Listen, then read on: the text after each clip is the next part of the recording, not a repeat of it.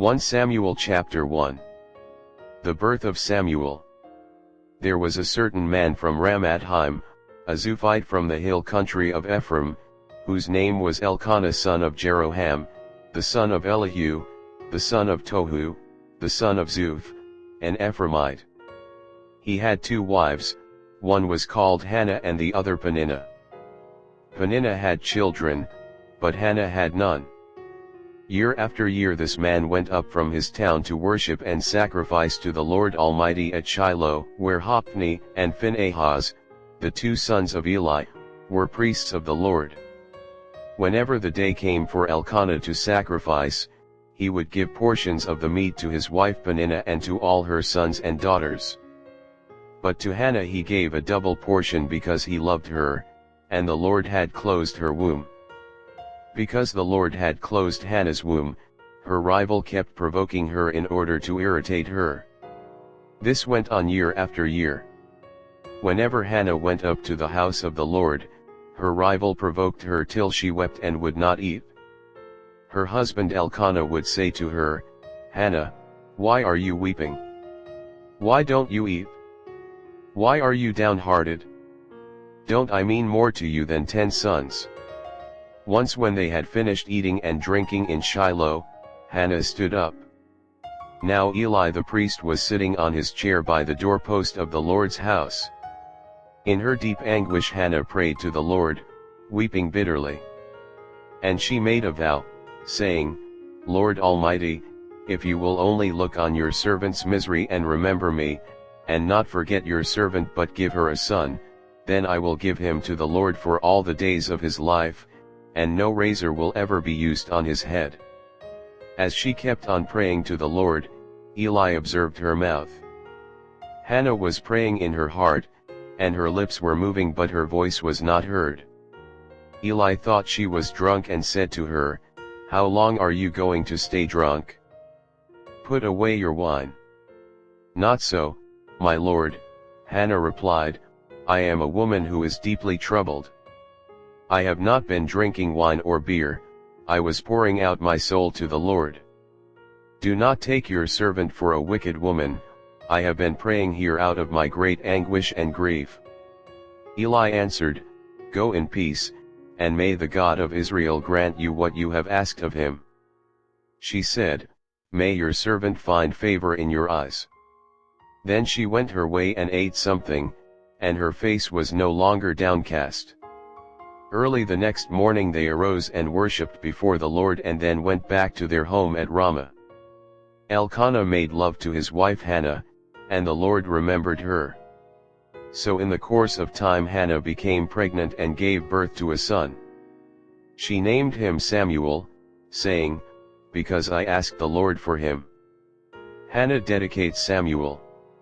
When her husband Elkanah went up with all his family to offer the annual sacrifice to the Lord and to fulfill his vow, Hannah did not go. She said to her husband, "After the boy is weaned, I will take him and present him before the Lord, and he will live there always." "Do what seems best to you," her husband Elkanah told her. "Stay here until you have weaned him, only may the Lord make good his word." So the woman stayed at home and nursed her son until she had weaned him. After he was weaned, she took the boy with her, young as he was, along with a 3-year-old bull, an ephah of flour and a skin of wine, and brought him to the house of the Lord at Shiloh. When the bull had been sacrificed, they brought the boy to Eli, and she said to him, "Pardon me, my lord. As surely as you live, I am the woman who stood here beside you praying to the Lord. I prayed for this child, and the Lord has granted me what I asked of him. So now I give him to the Lord. For his whole life he will be given over to the Lord." And he worshipped the Lord there. 1 Samuel chapter 2. Hannah's prayer. Then Hannah prayed and said, "My heart rejoices in the Lord. In the Lord my horn is lifted high.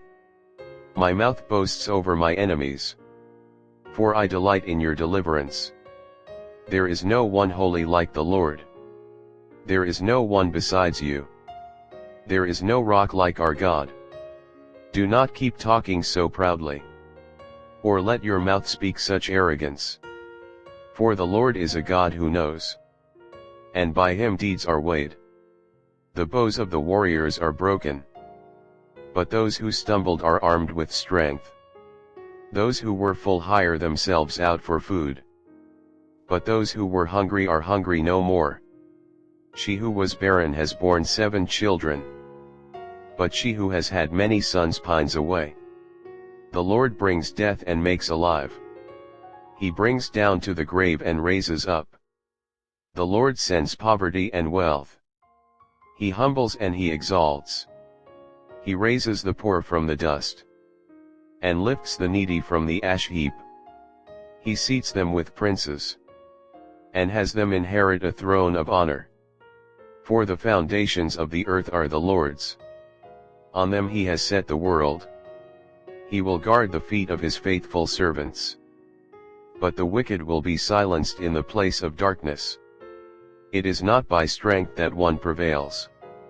Those who oppose the Lord will be broken. The Most High will thunder from heaven. The Lord will judge the ends of the earth. He will give strength to his king, and exalt the horn of his anointed. Then Elkanah went home to Ramah, but the boy ministered before the Lord under Eli the priest. Eli's wicked sons. Eli's sons were scoundrels, they had no regard for the Lord. Now it was the practice of the priests that, whenever any of the people offered a sacrifice, the priest's servant would come with a 3-pronged fork in his hand while the meat was being boiled and would plunge the fork into the pan or kettle or cauldron or pot. Whatever the fork brought up the priest would take for himself. This is how they treated all the Israelites who came to Shiloh.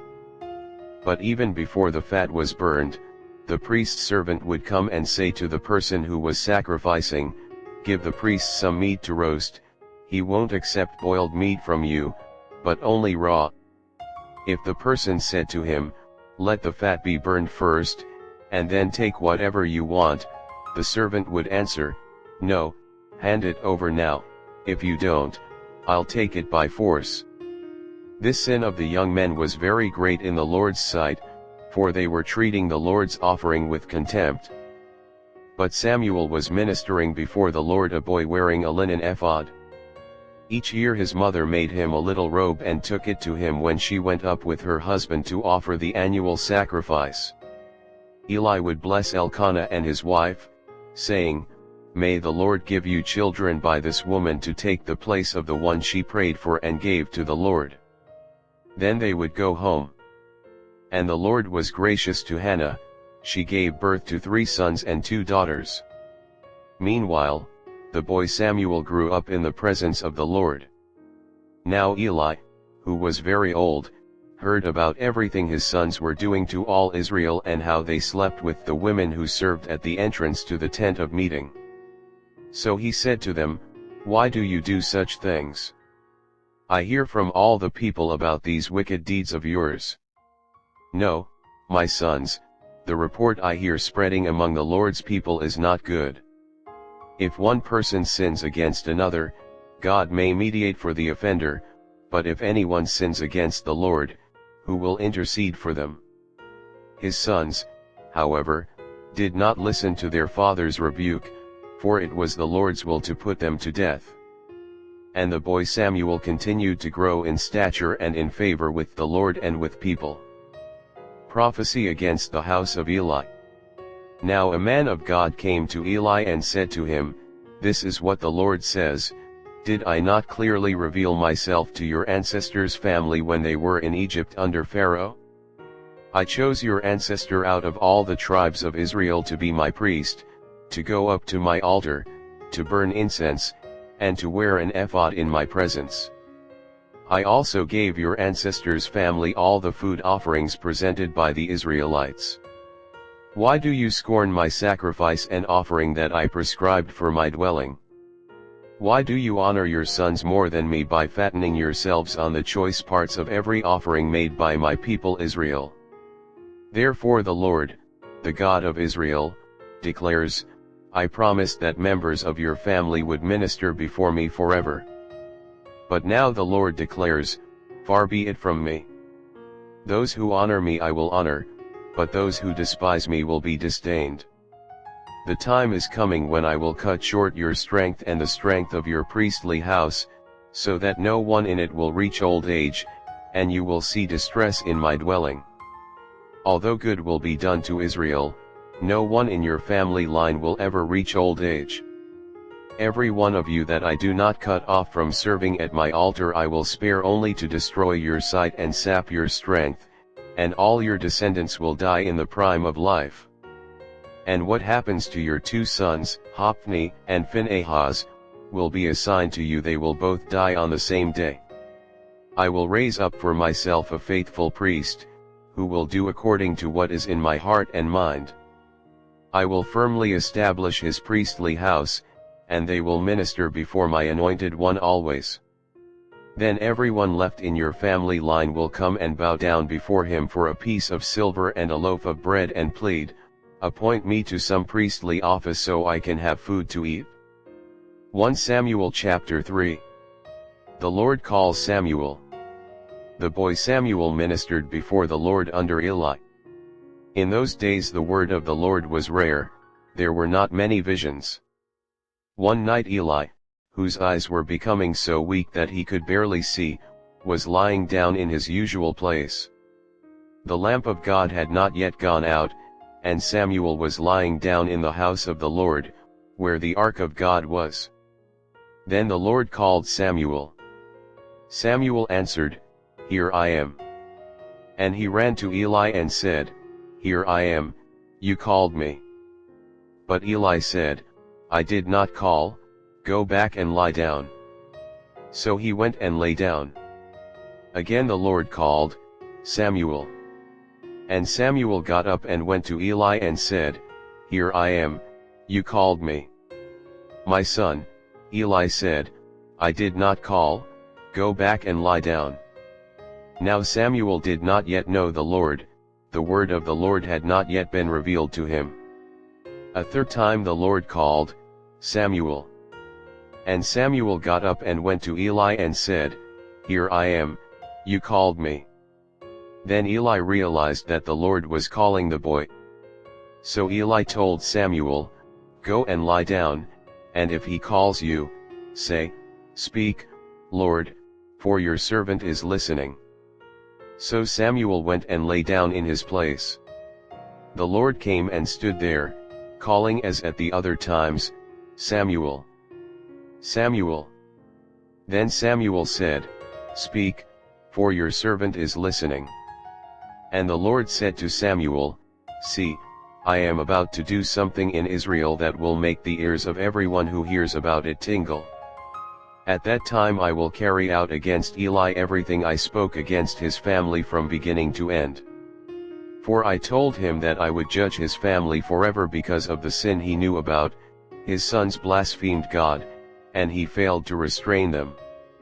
Therefore I swore to the house of Eli, the guilt of Eli's house will never be atoned for by sacrifice or offering.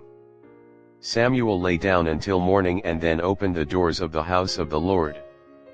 He was afraid to tell Eli the vision, but Eli called him and said, Samuel, my son.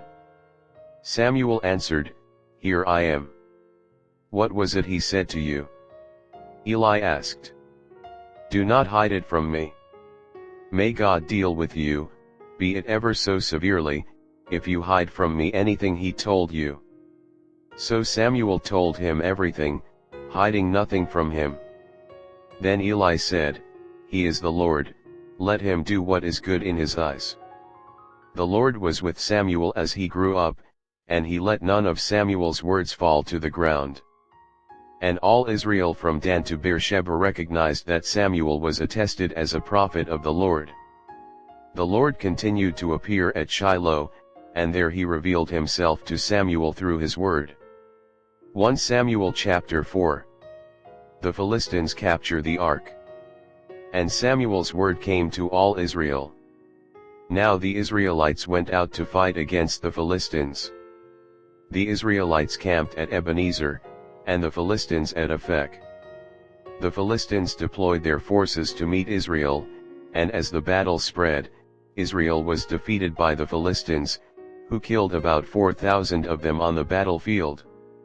When the soldiers returned to camp, the elders of Israel asked, "Why did the Lord bring defeat on us today before the Philistines? Let us bring the ark of the Lord's covenant from Shiloh, so that he may go with us and save us from the hand of our enemies." So the people sent men to Shiloh, and they brought back the ark of the covenant of the Lord Almighty, who is enthroned between the cherubim. And Eli's 2 sons, Hophni and Phinehas, were there with the ark of the covenant of God. When the ark of the Lord's covenant came into the camp, all Israel raised such a great shout that the ground shook. Hearing the uproar, the Philistines asked, "What's all this shouting in the Hebrew camp?"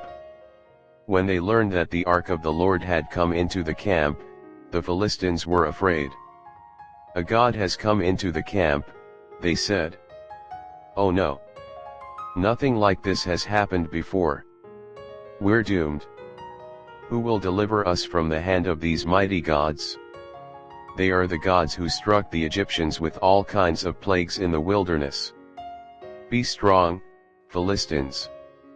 Be men, or you will be subject to the Hebrews, as they have been to you. Be men, and fight." So the Philistines fought, and the Israelites were defeated, and every man fled to his tent. The slaughter was very great. Israel lost 30,000 foot soldiers. The ark of God was captured, and Eli's 2 sons, Hophni and Phinehas, died. Death of Eli. That same day a Benjamite ran from the battle line and went to Shiloh with his clothes torn and dust on his head. When he arrived, there was Eli sitting on his chair by the side of the road, watching, because his heart feared for the ark of God. When the man entered the town and told what had happened, the whole town sent up a cry. Eli heard the outcry and asked, "What is the meaning of this uproar?" The man hurried over to Eli, who was 98 years old and whose eyes had failed so that he could not see. He told Eli, "I have just come from the battle line, I fled from it this very day." Eli asked, "What happened, my son?" The man who brought the news replied, "Israel fled before the Philistines, and the army has suffered heavy losses. Also your 2 sons, Hophni and Phinehas, are dead, and the ark of God has been captured." When he mentioned the ark of God, Eli fell backward off his chair by the side of the gate. His neck was broken and he died, for he was an old man, and he was heavy. He had led Israel 40 years. His daughter-in-law, the wife of Phinehas, was pregnant and near the time of delivery.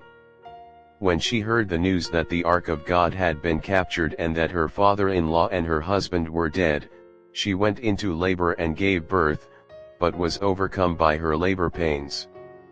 As she was dying, the women attending her said, "Don't despair, you have given birth to a son."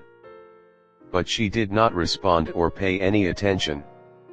She named the boy Ichabod, saying, "The glory has departed from Israel because of the capture of the ark of God and the deaths of her father-in-law and her husband." She said, "The glory has departed from Israel, for the ark of God has been captured." 1 Samuel chapter 5. The ark in Ashdod and Ekron. After the Philistines had captured the ark of God, they took it from Ebenezer to Ashdod. Then they carried the ark into Dagon's temple and set it beside Dagon. When the people of Ashdod rose early the next day, there was Dagon, fallen on his face on the ground before the ark of the Lord. They took Dagon and put him back in his place. But the following morning when they rose, there was Dagon, fallen on his face on the ground before the ark of the Lord. His head and hands had been broken off and were lying on the threshold, only his body remained. That is why to this day neither the priests of Dagon nor any others who enter Dagon's temple at Ashdod step on the threshold. The Lord's hand was heavy on the people of Ashdod and its vicinity, he brought devastation on them and afflicted them with tumors. When the people of Ashdod saw what was happening, they said, "The ark of the God of Israel must not stay here with us, because his hand is heavy on us and on Dagon our God." So they called together all the rulers of the Philistines and asked them, "What shall we do with the ark of the God of Israel?" They answered, "Have the ark of the God of Israel moved to Gath." So they moved the ark of the God of Israel.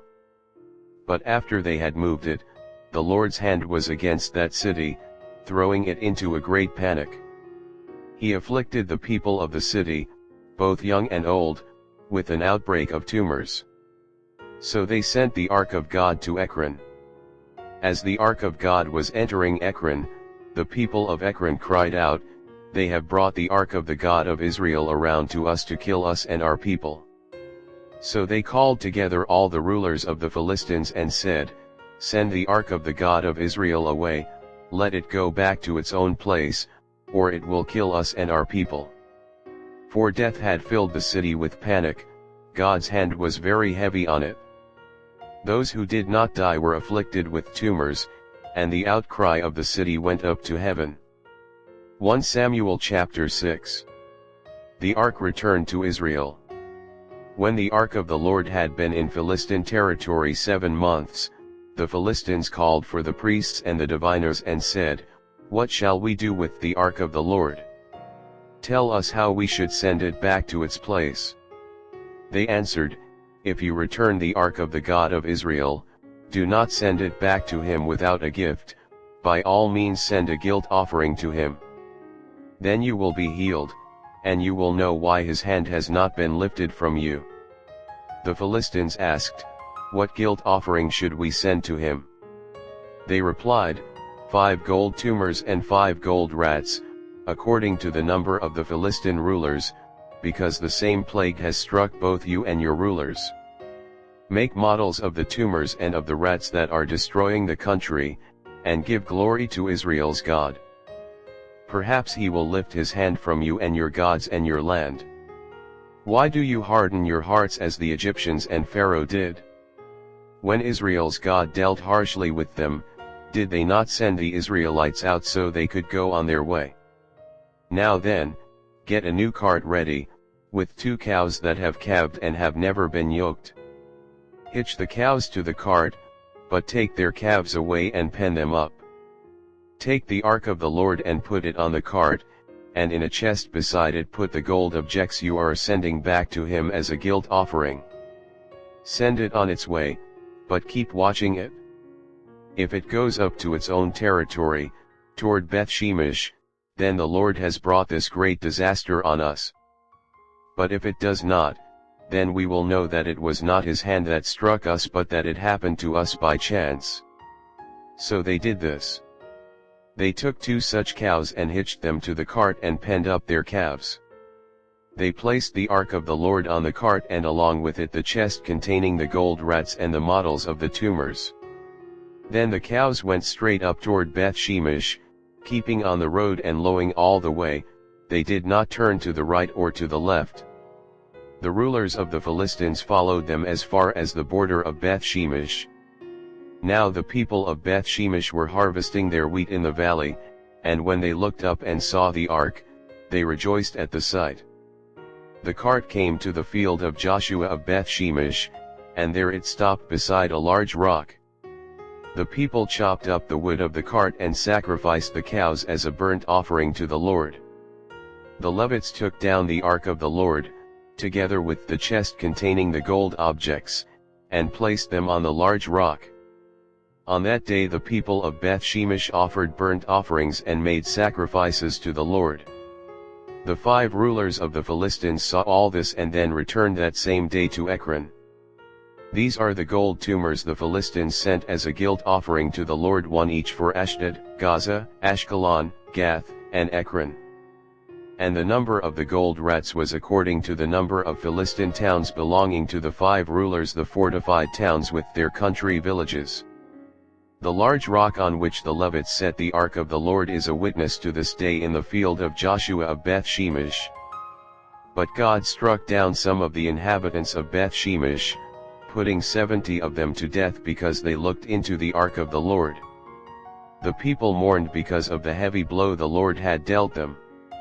And the people of Beth Shemesh asked, "Who can stand in the presence of the Lord, this holy God? To whom will the ark go up from here?" Then they sent messengers to the people of Kiriath-Jearim, saying, "The Philistines have returned the ark of the Lord. Come down and take it up to your town." 1 Samuel chapter 7. So the men of Kiriath-Jearim came and took up the ark of the Lord. They brought it to Abinadab's house on the hill and consecrated Eleazar his son to guard the ark of the Lord. The ark remained at Kiriath-Jearim a long time, 20 years in all. Samuel subdues the Philistines at Mizpah. Then all the people of Israel turned back to the Lord. So Samuel said to all the Israelites, "If you are returning to the Lord with all your hearts, then rid yourselves of the foreign gods and the Ashtoreths and commit yourselves to the Lord and serve him only, and he will deliver you out of the hand of the Philistines." So the Israelites put away their Baals and Ashtoreths, and served the Lord only. Then Samuel said, "Assemble all Israel at Mizpah, and I will intercede with the Lord for you." When they had assembled at Mizpah, they drew water and poured it out before the Lord. On that day they fasted, and there they confessed, "We have sinned against the Lord." Now Samuel was serving as leader of Israel at Mizpah. When the Philistines heard that Israel had assembled at Mizpah, the rulers of the Philistines came up to attack them. When the Israelites heard of it, they were afraid because of the Philistines. They said to Samuel, "Do not stop crying out to the Lord our God for us, that he may rescue us from the hand of the Philistines." Then Samuel took a suckling lamb and sacrificed it as a whole burnt offering to the Lord. He cried out to the Lord on Israel's behalf, and the Lord answered him. While Samuel was sacrificing the burnt offering, the Philistines drew near to engage Israel in battle. But that day the Lord thundered with loud thunder against the Philistines and threw them into such a panic that they were routed before the Israelites. The men of Israel rushed out of Mizpah and pursued the Philistines, slaughtering them along the way to a point below Beth-kar. Then Samuel took a stone and set it up between Mizpah and Shen. He named it Ebenezer, saying, "Thus far the Lord has helped us." So the Philistines were subdued and they stopped invading Israel's territory. Throughout Samuel's lifetime, the hand of the Lord was against the Philistines. The towns from Ekron to Gath that the Philistines had captured from Israel were restored to Israel, and Israel delivered the neighboring territory from the hands of the Philistines.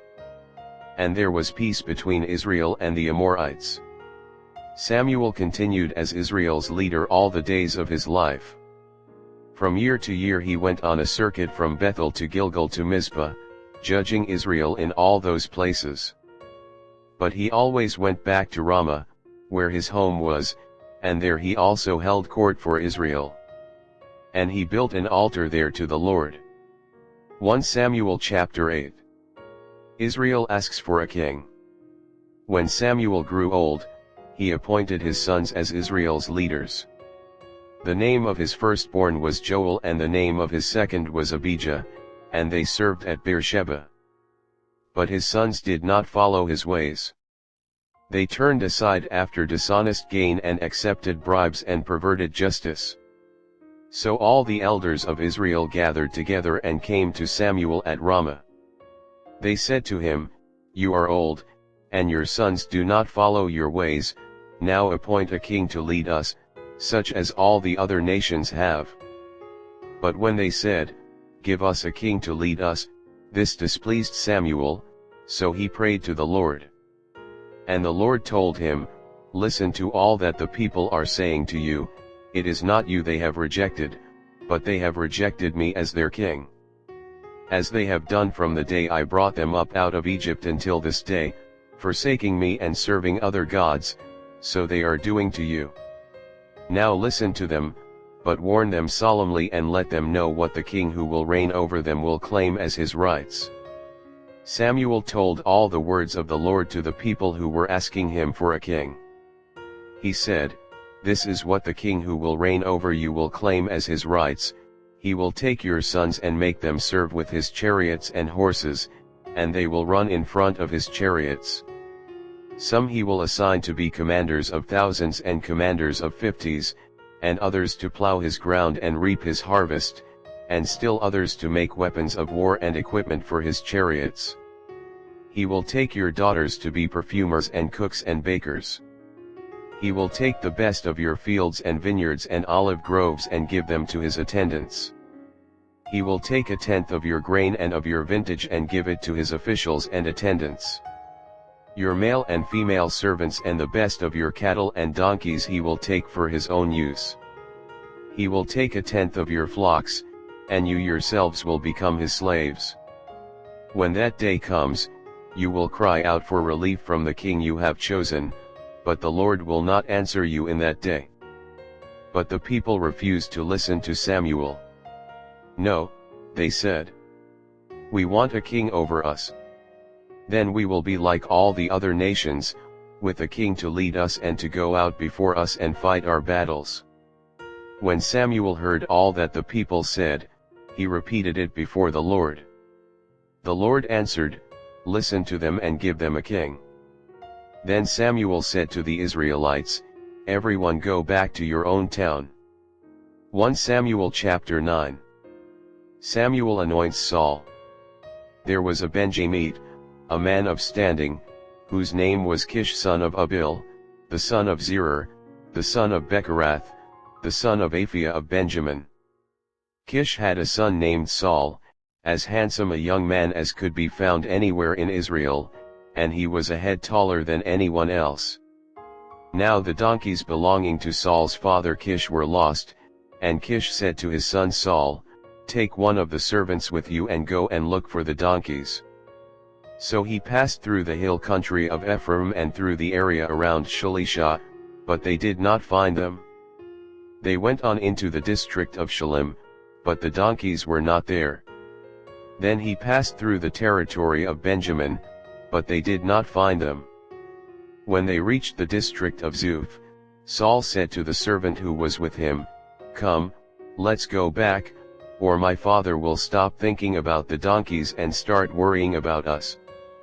But the servant replied, "Look, in this town there is a man of God, he is highly respected, and everything he says comes true. Let's go there now. Perhaps he will tell us what way to take." Saul said to his servant, "If we go, what can we give the man? The food in our sacks is gone. We have no gift to take to the man of God. What do we have?" The servant answered him again. "Look," he said, "I have a quarter of a shekel of silver. I will give it to the man of God so that he will tell us what way to take."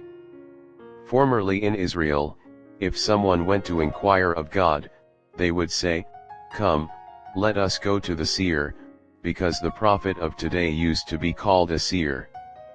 "Good," Saul said to his servant. "Come, let's go." So they set out for the town where the man of God was.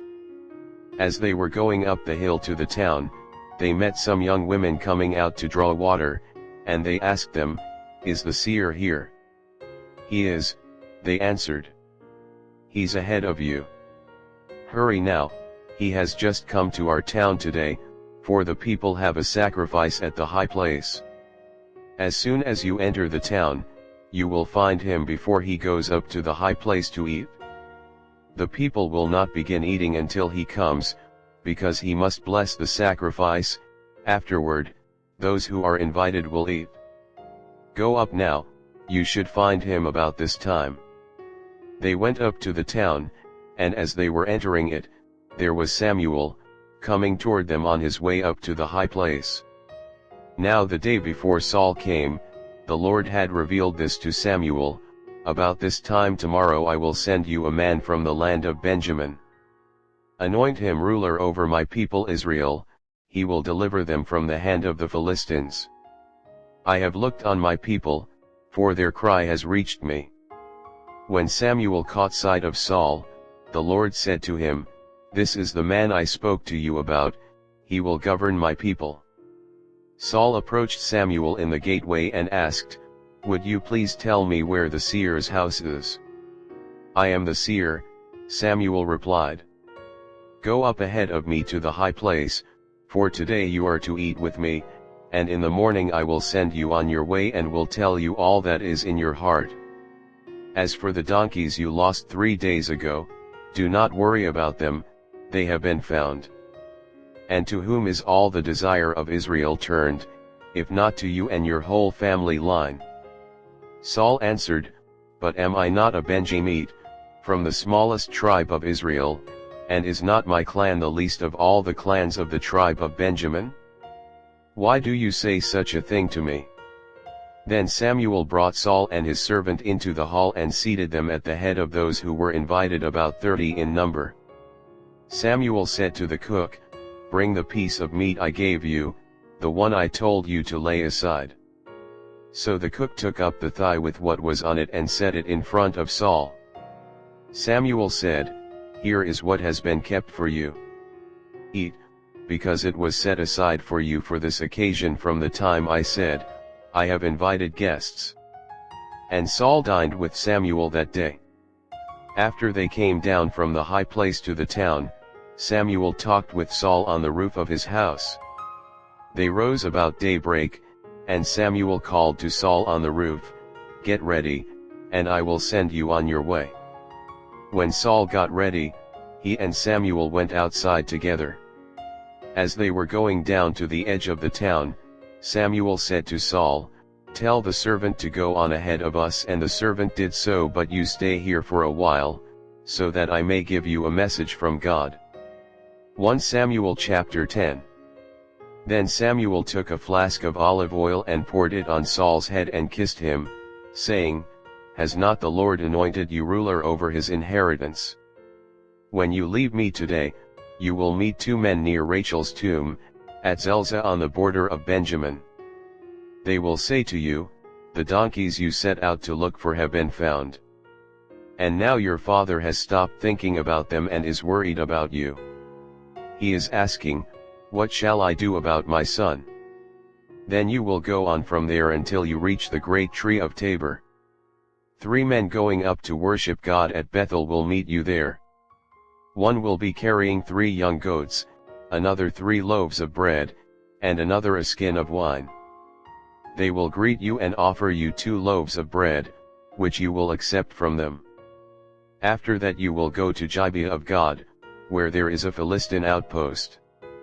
As you approach the town, you will meet a procession of prophets coming down from the high place with lyres, timbrels, pipes, and harps being played before them, and they will be prophesying.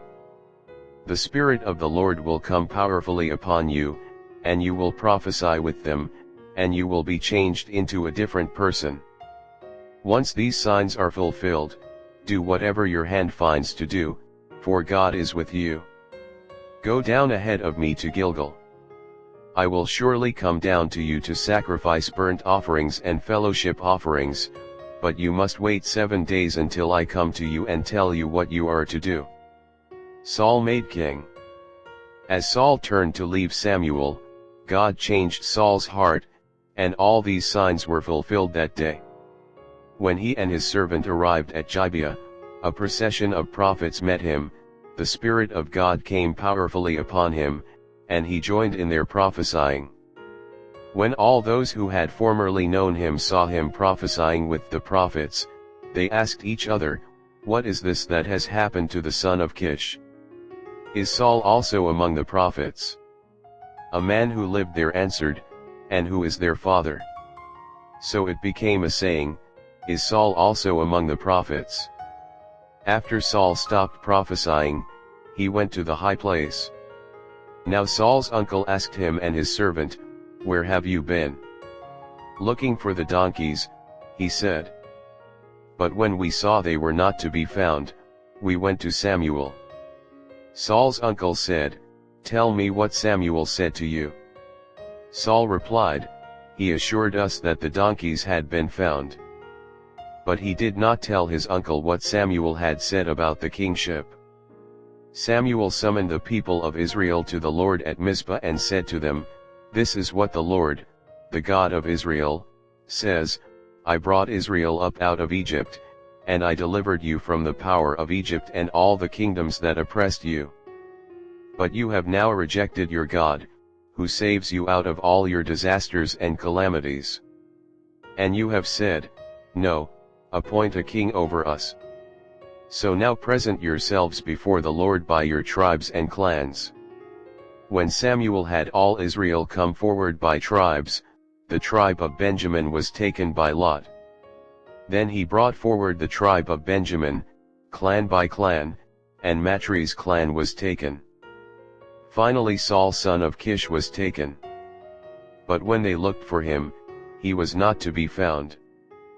So they inquired further of the Lord, "Has the man come here yet?" And the Lord said, "Yes, he has hidden himself among the supplies." They ran and brought him out, and as he stood among the people he was a head taller than any of the others. Samuel said to all the people, "Do you see the man the Lord has chosen? There is no one like him among all the people." Then the people shouted, "Long live the king!" Samuel explained to the people the rights and duties of kingship.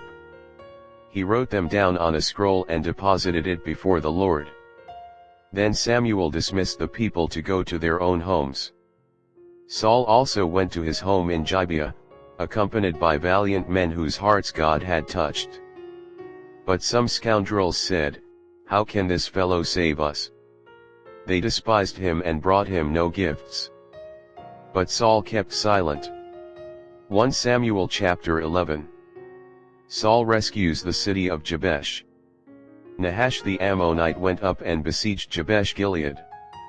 And all the men of Jabesh said to him, "Make a treaty with us, and we will be subject to you." But Nahash the Ammonite replied, "I will make a treaty with you only on the condition that I gouge out the right eye of every one of you and so bring disgrace on all Israel." The elders of Jabesh said to him, "Give us 7 days so we can send messengers throughout Israel. If no one comes to rescue us, we will surrender to you." When the messengers came to Gibeah of Saul and reported these terms to the people, they all wept aloud.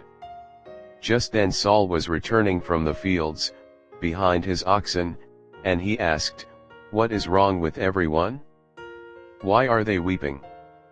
Then they repeated to him what the men of Jabesh had said. When Saul heard their words, the Spirit of God came powerfully upon him, and he burned with anger. He took a pair of oxen, cut them into pieces, and sent the pieces by messengers throughout Israel, proclaiming, "This is what will be done to the oxen of anyone who does not follow Saul and Samuel."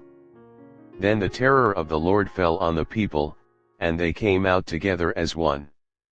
When Saul mustered them at Bezek, the men of Israel numbered 300,000 and those of Judah 30,000. They told the messengers who had come, "Say to the men of Jabesh Gilead, by the time the sun is hot tomorrow, you will be rescued." When the messengers went and reported this to the men of Jabesh, they were elated. They said to the Ammonites, "Tomorrow we will surrender to you, and you can do to us whatever you like." The next day Saul separated his men into 3 divisions. During the last watch of the night they broke into the camp of the Ammonites and slaughtered them until the heat of the day. Those who survived were scattered, so that no 2 of them were left together. Saul confirmed as king. The people then said to Samuel, "Who was it that asked, 'Shall Saul reign over us?' Turn these men over to us so that we may put them to death." But Saul said, "No one will be put to death today, for this day the Lord has rescued Israel." Then Samuel said to the people, "Come, let us go to Gilgal and there renew the kingship." So all the people went to Gilgal and made Saul king in the presence of the Lord.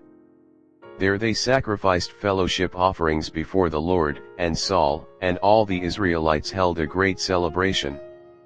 1 Samuel chapter 12. Samuel's farewell speech. Samuel said to all Israel, I have listened to everything you said to me and have set a king over you. Now you have a king as your leader. As for me, I am old and gray, and my sons are here with you. I have been your leader from my youth until this day. Here I stand, testify against me in the presence of the Lord and his anointed. Whose ox have I taken? Whose donkey have I taken? Whom have I cheated? Whom have I oppressed? From whose hand have I accepted a bribe to make me shut my eyes? If I have done any of these things, I will make it right. You have not cheated or oppressed us, they replied. You have not taken anything from anyone's hand. Samuel said to them, The Lord is witness against you, and also his anointed is witness this day, that you have not found anything in my hand. He is witness, they said. Then Samuel said to the people, It is the Lord who appointed Moses and Aaron and brought your ancestors up out of Egypt. Now then, stand here, because I am going to confront you with evidence before the Lord as to all the righteous acts performed by the Lord for you and your ancestors. After Jacob entered Egypt, they cried to the Lord for help, and the Lord sent Moses and Aaron, who brought your ancestors out of Egypt and settled them in this place. But they forgot the Lord their God, so he sold them into the hand of Sisera, the commander of the army of Hazor, and into the hands of the Philistines and the king of Moab, who fought against them. They cried out to the Lord and said, We have sinned, we have forsaken the Lord and served the Baals and the Ashtoreths. But now deliver us from the hands of our enemies, and we will serve you. Then the Lord sent Jerubbaal, Barak, Jephthah, and Samuel, and he delivered you from the hands of your enemies all around you, so that you lived in safety. But when you saw that Nahash king of the Ammonites was moving against you, you said to me, No, we want a king to rule over us even though the Lord your God was your king. Now here is the king you have chosen, the one you asked for. See, the Lord has set a king over you. If you fear the Lord and serve and obey him and do not rebel against his commands, and if both you and the king who reigns over you follow the Lord your God, good. But if you do not obey the Lord, and if you rebel against his commands, his hand will be against you, as it was against your ancestors. Now then, stand still, and see this great thing the Lord is about to do before your eyes. Is it not wheat harvest now? I will call on the Lord to send thunder and rain. And you will realize what an evil thing you did in the eyes of the Lord when you asked for a king. Then Samuel called on the Lord, and that same day the Lord sent thunder and rain. So all the people stood in awe of the Lord and of Samuel. The people all said to Samuel, Pray to the Lord your God for your servants so that we will not die, for we have added to all our other sins the evil of asking for a king. Do not be afraid, Samuel replied. You have done all this evil, yet do not turn away from the Lord, but serve the Lord with all your heart. Do not turn away after useless idols. They can do you no good, nor can they rescue you, because they are useless. For the sake of his great name the Lord will not reject his people, because the Lord was pleased to make you his own. As for me, far be it from me that I should sin against the Lord by failing to pray for you. And I will teach you the way that is good and right. But be sure to fear the Lord and serve him faithfully with all your heart. Consider what great things he has done for you. Yet if you persist in doing evil, both you and your king will perish. 1 Samuel chapter 13. Samuel rebukes Saul. Saul was 30 years old when he became king, and he reigned over Israel 42 years. Saul chose 3,000 men from Israel, 2,000 were with him at Michmash and in the hill country of Bethel, and 1,000 were with Jonathan at Gibeah in Benjamin. The rest of the men he sent back to their homes. Jonathan attacked the Philistine outpost at Geba, and the Philistines heard about it. Then Saul had the trumpet blown throughout the land and said, Let the Hebrews hear. So all Israel heard the news, Saul has attacked the Philistine outpost, and now Israel has become obnoxious to the Philistines. And the people were summoned to join Saul at Gilgal. The Philistines assembled to fight Israel, with 3,000 chariots, 6,000 charioteers, and soldiers as numerous as the sand on the seashore. They went up and camped at Michmash, east of Bethaven. When the Israelites saw that their situation was critical and that their army was hard-pressed, they hid in caves and thickets, among the rocks, and in pits and cisterns. Some Hebrews even crossed the Jordan to the land of Gad and Gilead. Saul remained at Gilgal, and all the troops with him were quaking with fear. He waited 7 days, the time set by Samuel, but Samuel did not come to Gilgal, and Saul's men began to scatter. So he said, "Bring me the burnt offering and the fellowship offerings." And Saul offered up the burnt offering. Just as he finished making the offering, Samuel arrived, and Saul went out to greet him. "What have you done?" asked Samuel. Saul replied, "When I saw that the men were scattering, and that you did not come at the set time, and that the Philistines were assembling at Michmash, I thought, now the Philistines will come down against me at Gilgal, and I have not sought the Lord's favor. So I felt compelled to offer the burnt offering." "You have done a foolish thing," Samuel said. "You have not kept the command the Lord your God gave you. If you had, he would have established your kingdom over Israel for all time. But now your kingdom will not endure. The Lord has sought out a man after his own heart and appointed him ruler of his people, because you have not kept the Lord's command." Then Samuel left Gilgal and went up to Gibeah in Benjamin, and Saul counted the men who were with him. They numbered about 600. Israel without weapons. Saul and his son Jonathan and the men with them were staying in Gibeah in Benjamin, while the Philistines camped at Michmash. Raiding parties went out from the Philistine camp in 3 detachments.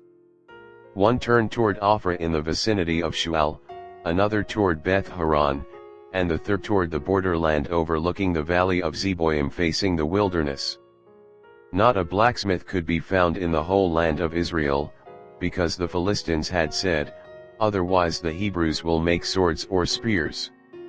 So all Israel went down to the Philistines to have their plow points, mattocks, axes, and sickles sharpened. The price was 2/3 of a shekel for sharpening plow points and mattocks, and 1/3 of a shekel for sharpening forks and axes and for repointing goads.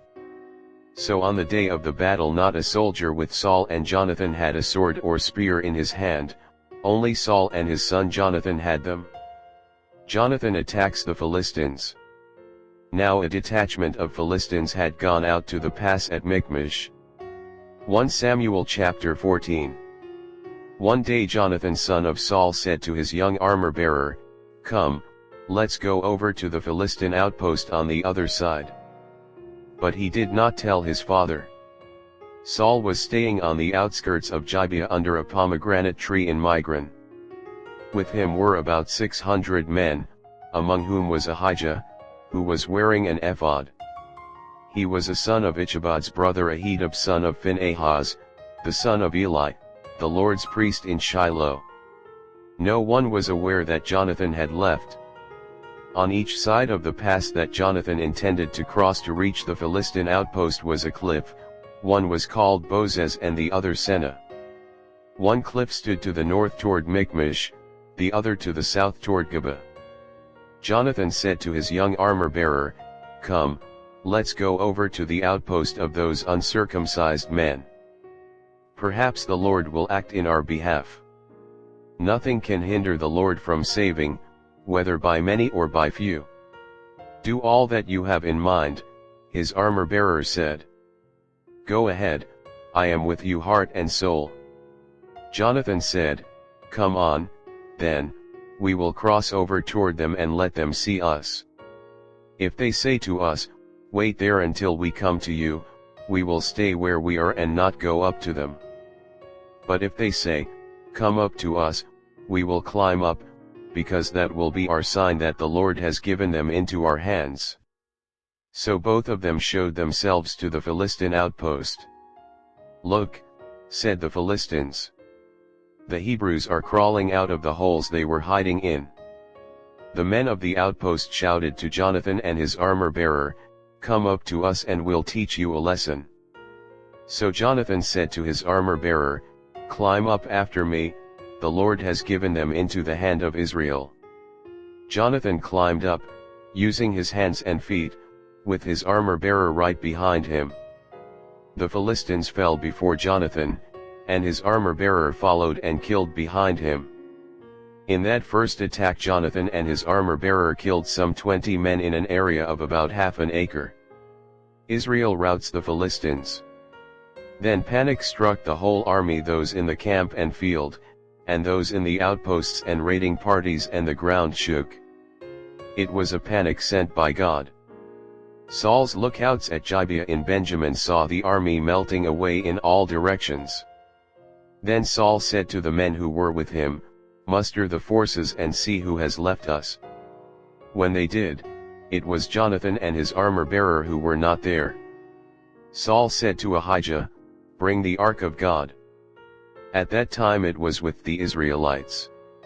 While Saul was talking to the priest, the tumult in the Philistine camp increased more and more.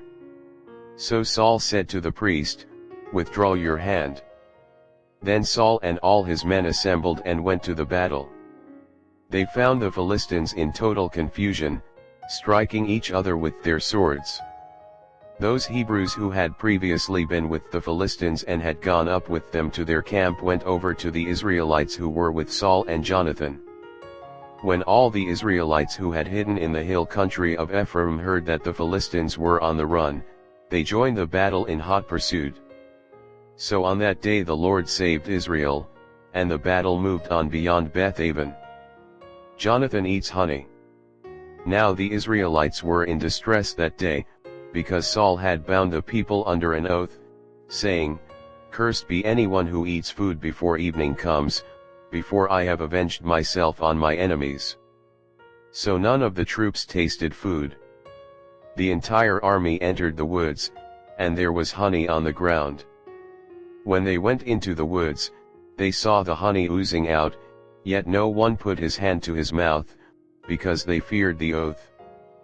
But Jonathan had not heard that his father had bound the people with the oath, so he reached out the end of the staff that was in his hand and dipped it into the honeycomb.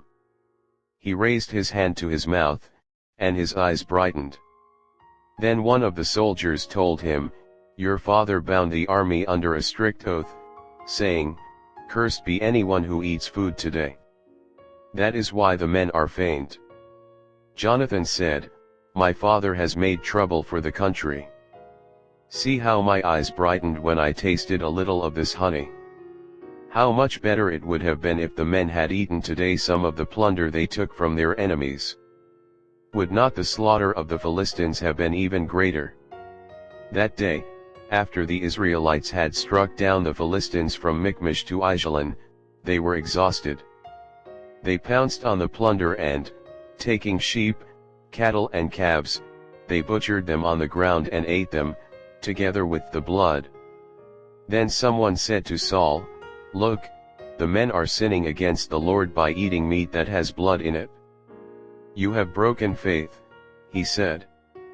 "Roll a large stone over here at once." Then he said, "Go out among the men and tell them, each of you bring me your cattle and sheep, and slaughter them here and eat them. Do not sin against the Lord by eating meat with blood still in it." So everyone brought his ox that night and slaughtered it there. Then Saul built an altar to the Lord.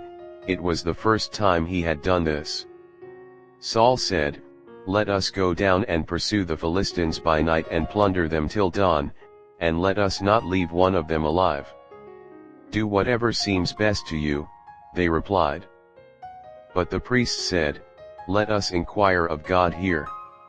So Saul asked God, "Shall I go down and pursue the Philistines? Will you give them into Israel's hand?" But God did not answer him that day. Saul therefore said, "Come here, all you who are leaders of the army, and let us find out what sin has been committed today. As surely as the Lord who rescues Israel lives, even if the guilt lies with my son Jonathan, he must die." But not one of them said a word. Saul then said to all the Israelites, "You stand over there, I and Jonathan my son will stand over here." "Do what seems best to you," they replied. Then Saul prayed to the Lord, the God of Israel, "Why have you not answered your servant today? If the fault is in me or my son Jonathan, respond with Urim, but if the men of Israel are at fault, respond with Thummim." Jonathan and Saul were taken by lot, and the men were cleared. Saul said, "Cast the lot between me and Jonathan my son." And Jonathan was taken. Then Saul said to Jonathan, "Tell me what you have done." So Jonathan told him, "I tasted a little honey with the end of my staff. And now I must die." Saul said, "May God deal with me, be it ever so severely, if you do not die, Jonathan." But the men said to Saul, "Should Jonathan die, he who has brought about this great deliverance in Israel? Never. As surely as the Lord lives, not a hair of his head will fall to the ground, for he did this today with God's help." So the men rescued Jonathan, and he was not put to death. Then Saul stopped pursuing the Philistines, and they withdrew to their own land. After Saul had assumed rule over Israel, he fought against their enemies on every side: Moab, the Ammonites, Edom, the kings of Zebah, and the Philistines. Wherever he turned, he inflicted punishment on them. He fought valiantly and defeated the Amalekites, delivering Israel from the hands of those who had plundered them. Saul's family. Saul's sons were Jonathan, Ishvi, and Malchishua. The name of his older daughter was Merab, and that of the younger was Michal. His wife's name was Ahinoam, daughter of Ahimaaz. The name of the commander of Saul's army was Abner, son of Ner, and Ner was Saul's uncle. Saul's father Kish and Abner's father Ner were sons of Abil. All the days of Saul there was bitter war with the Philistines, and whenever Saul saw a mighty or brave man, he took him into his service. 1 Samuel chapter 15. The Lord rejects Saul as king.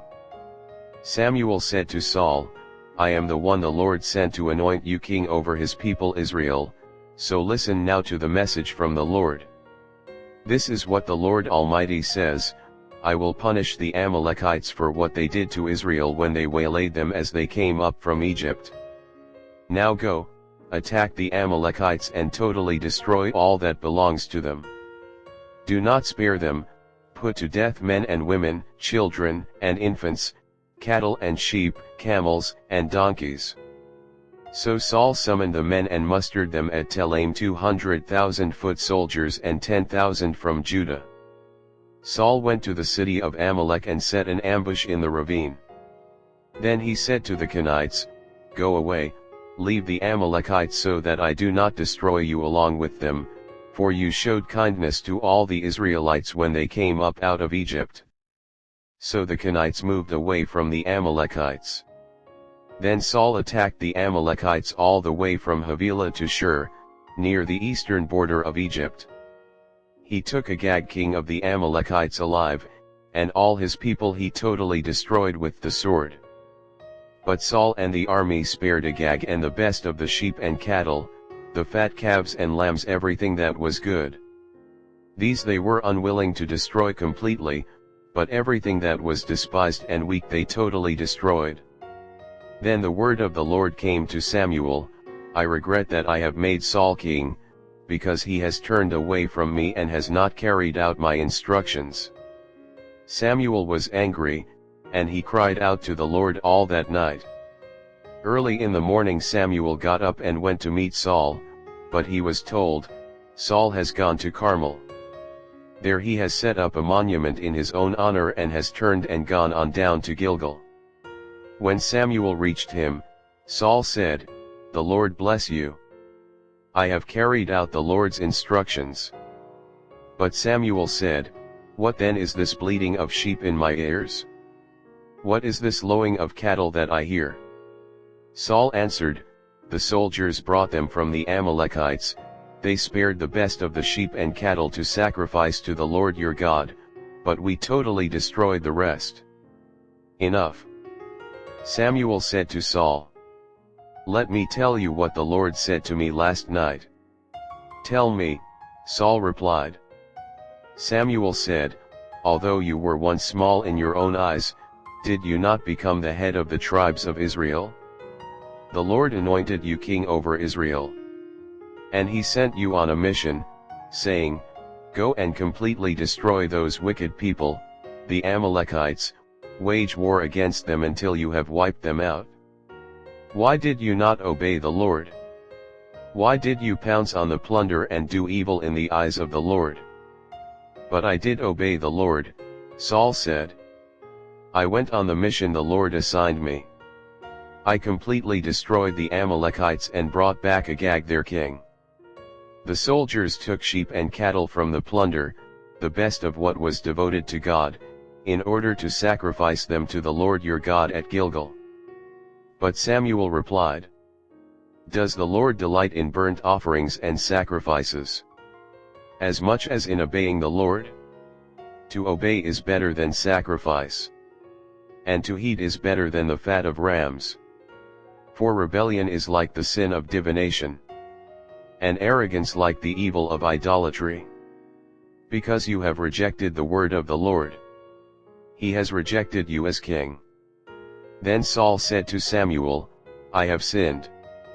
I violated the Lord's command and your instructions. I was afraid of the men and so I gave in to them. Now I beg you, forgive my sin and come back with me, so that I may worship the Lord." But Samuel said to him, "I will not go back with you. You have rejected the word of the Lord, and the Lord has rejected you as king over Israel." As Samuel turned to leave, Saul caught hold of the hem of his robe, and it tore. Samuel said to him, "The Lord has torn the kingdom of Israel from you today and has given it to one of your neighbors, to one better than you. He who is the glory of Israel does not lie or change his mind, for he is not a human being, that he should change his mind." Saul replied, "I have sinned. But please honor me before the elders of my people and before Israel, come back with me, so that I may worship the Lord your God." So Samuel went back with Saul, and Saul worshipped the Lord. Then Samuel said, "Bring me Agag king of the Amalekites." Agag came to him in chains. And he thought, "Surely the bitterness of death is past." But Samuel said, "As your sword has made women childless, so will your mother be childless among women." And Samuel put Agag to death before the Lord at Gilgal. Then Samuel left for Ramah, but Saul went up to his home in Gibeah of Saul. Until the day Samuel died, he did not go to see Saul again, though Samuel mourned for him. And the Lord regretted that he had made Saul king over Israel. 1 Samuel chapter 16. Samuel anoints David. The Lord said to Samuel, "How long will you mourn for Saul, since I have rejected him as king over Israel? Fill your horn with oil and be on your way, I am sending you to Jesse of Bethlehem. I have chosen one of his sons to be king." But Samuel said, "How can I go? If Saul hears about it, he will kill me." The Lord said, "Take a heifer with you and say, 'I have come to sacrifice to the Lord.' Invite Jesse to the sacrifice, and I will show you what to do. You are to anoint for me the one I indicate." Samuel did what the Lord said. When he arrived at Bethlehem, the elders of the town trembled when they met him. They asked, "Do you come in peace?" Samuel replied, "Yes, in peace, I have come to sacrifice to the Lord. Consecrate yourselves and come to the sacrifice with me." Then he consecrated Jesse and his sons and invited them to the sacrifice. When they arrived, Samuel saw Eliab and thought, "Surely the Lord's anointed stands here before the Lord." But the Lord said to Samuel, "Do not consider his appearance or his height, for I have rejected him." The Lord does not look at the things people look at. People look at the outward appearance, but the Lord looks at the heart. Then Jesse called Abinadab and had him pass in front of Samuel. But Samuel said, "The Lord has not chosen this one either." Jesse then had Shammah pass by, but Samuel said, "Nor has the Lord chosen this one." Jesse had 7 of his sons pass before Samuel, but Samuel said to him, "The Lord has not chosen these." So he asked Jesse, "Are these all the sons you have?" "There is still the youngest," Jesse answered. "He is tending the sheep." Samuel said, "Send for him, we will not sit down until he arrives." So he sent for him and had him brought in. He was glowing with health and had a fine appearance and handsome features. Then the Lord said, "Rise and anoint him, this is the one." So Samuel took the horn of oil and anointed him in the presence of his brothers, and from that day on the Spirit of the Lord came powerfully upon David. Samuel then went to Ramah. David in Saul's service. Now the Spirit of the Lord had departed from Saul, and an evil spirit from the Lord tormented him. Saul's attendants said to him, "See, an evil spirit from God is tormenting you. Let our Lord command his servants here to search for someone who can play the lyre. He will play when the evil spirit from God comes on you, and you will feel better." So Saul said to his attendants, "Find someone who plays well and bring him to me." One of the servants answered, "I have seen a son of Jesse of Bethlehem who knows how to play the lyre. He is a brave man and a warrior. He speaks well and is a fine-looking man. And the Lord is with him." Then Saul sent messengers to Jesse and said, "Send me your son David, who is with the sheep." So Jesse took a donkey loaded with bread, a skin of wine and a young goat and sent them with his son David to Saul. David came to Saul and entered his service. Saul liked him very much, and David became one of his armor-bearers. Then Saul sent word to Jesse, saying, "Allow David to remain in my service, for I am pleased with him." Whenever the Spirit from God came on Saul, David would take up his lyre and play. Then relief would come to Saul, he would feel better, and the evil spirit would leave him. 1 Samuel chapter 17. David and Goliath.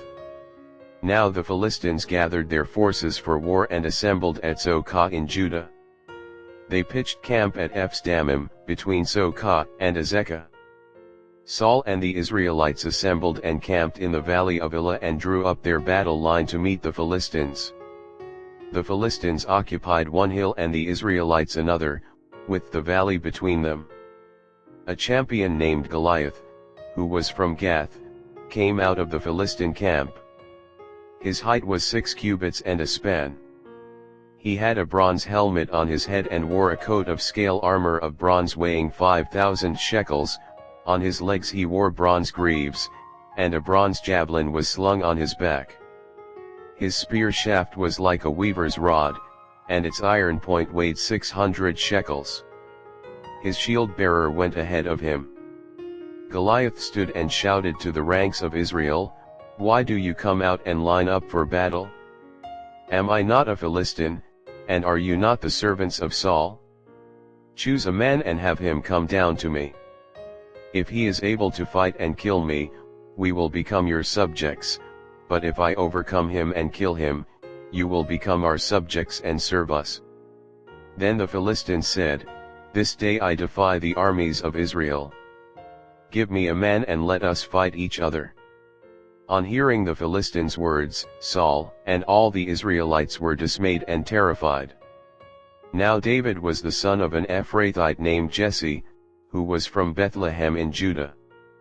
Jesse had 8 sons, and in Saul's time he was very old. Jesse's 3 oldest sons had followed Saul to the war. The firstborn was Eliab, the second, Abinadab, and the third, Shammah. David was the youngest. The three oldest followed Saul, but David went back and forth from Saul to tend his father's sheep at Bethlehem. For 40 days the Philistine came forward every morning and evening and took his stand. Now Jesse said to his son David, "Take this ephah of roasted grain and these 10 loaves of bread for your brothers and hurry to their camp. Take along these 10 cheeses to the commander of their unit. See how your brothers are and bring back some assurance from them. They are with Saul and all the men of Israel in the valley of Elah, fighting against the Philistines." Early in the morning David left the flock in the care of a shepherd, loaded up and set out, as Jesse had directed. He reached the camp as the army was going out to its battle positions, shouting the war cry. Israel and the Philistines were drawing up their lines facing each other. David left his things with the keeper of supplies, ran to the battle lines and asked his brothers how they were. As he was talking with them, Goliath, the Philistine champion from Gath, stepped out from his lines and shouted his usual defiance, and David heard it. Whenever the Israelites saw the man, they all fled from him in great fear. Now the Israelites had been saying, "Do you see how this man keeps coming out? He comes out to defy Israel. The king will give great wealth to the man who kills him. He will also give him his daughter in marriage and will exempt his family from taxes in Israel." David asked the men standing near him, "What will be done for the man who kills this Philistine and removes this disgrace from Israel? Who is this uncircumcised Philistine that he should defy the armies of the living God?" They repeated to him what they had been saying and told him, "This is what will be done for the man who kills him." When Eliab, David's oldest brother, heard him speaking with the men, he burned with anger at him and asked, "Why have you come down here? And with whom did you leave those few sheep in the wilderness? I know how conceited you are and how wicked your heart is. You came down only to watch the battle." "Now what have I done?" said David. "Can't I even speak?" He then turned away to someone else and brought up the same matter, and the men answered him as before. What David said was overheard and reported to Saul, and Saul sent for him. David said to Saul, "Let no one lose heart on account of this Philistine, your servant will go and fight him."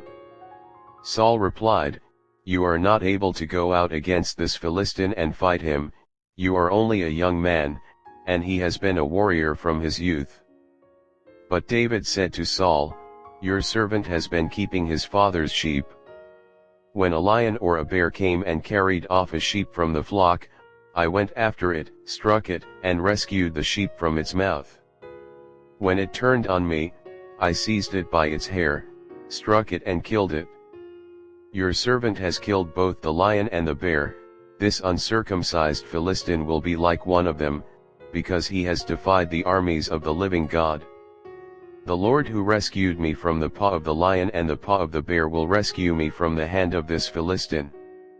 Saul said to David, "Go, and the Lord be with you." Then Saul dressed David in his own tunic. He put a coat of armor on him and a bronze helmet on his head. David fastened on his sword over the tunic and tried walking around, because he was not used to them. "I cannot go in these," he said to Saul, "because I am not used to them." So he took them off. Then he took his staff in his hand, chose 5 smooth stones from the stream, put them in the pouch of his shepherd's bag and, with his sling in his hand, approached the Philistine. Meanwhile, the Philistine, with his shield-bearer in front of him, kept coming closer to David.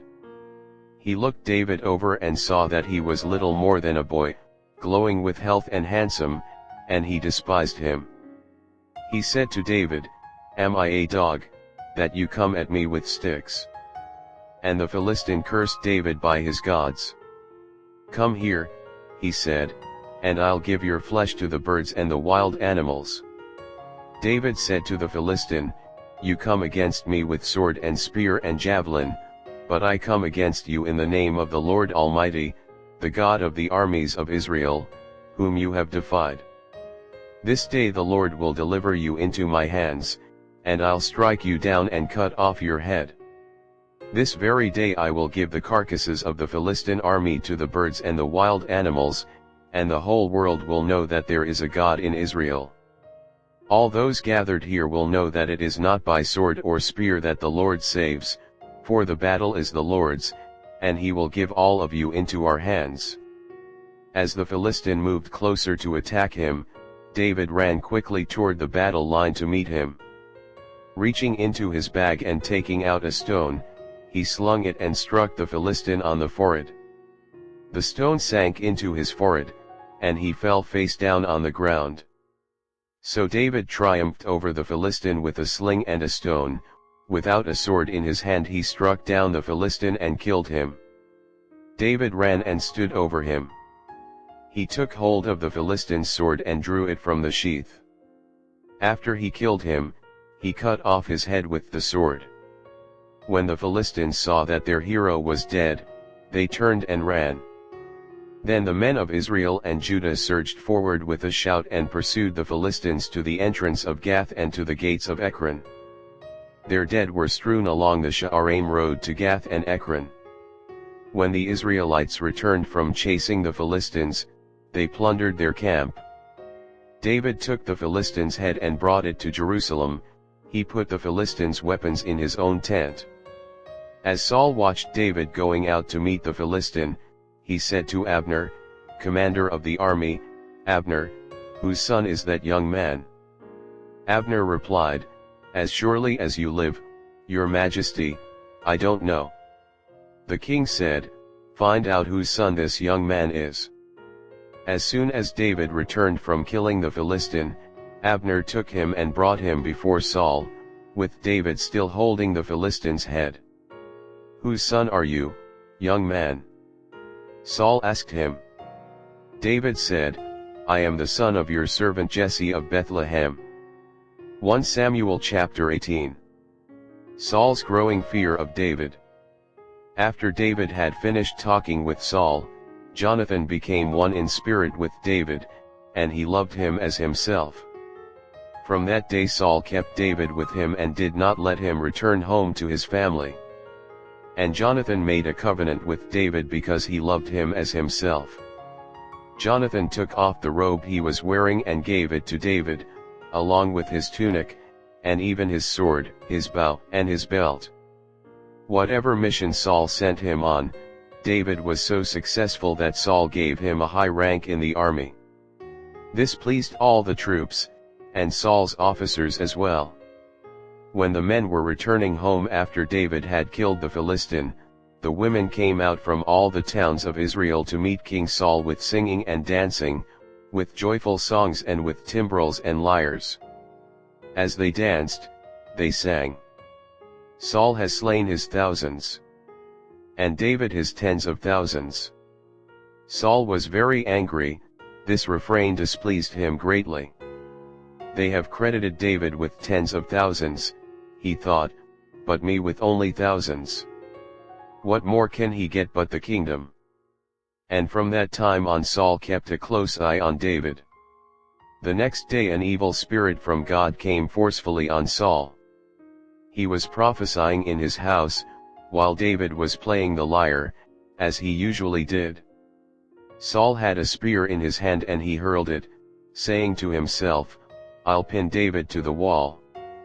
But David eluded him twice. Saul was afraid of David, because the Lord was with David but had departed from Saul.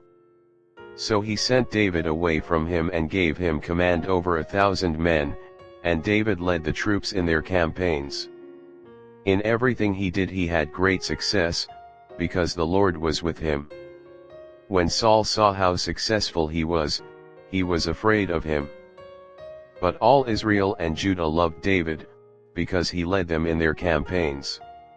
Saul said to David, "Here is my older daughter Merab. I will give her to you in marriage, only serve me bravely and fight the battles of the Lord." For Saul said to himself, "I will not raise a hand against him." Let the Philistines do that." But David said to Saul, "Who am I, and what is my family or my clan in Israel, that I should become the king's son-in-law?" So when the time came for Merab, Saul's daughter, to be given to David, she was given in marriage to Adriel of Meholah. Now Saul's daughter Michal was in love with David, and when they told Saul about it, he was pleased. "I will give her to him," he thought, "so that she may be a snare to him and so that the hand of the Philistines may be against him." So Saul said to David, "Now you have a second opportunity to become my son-in-law."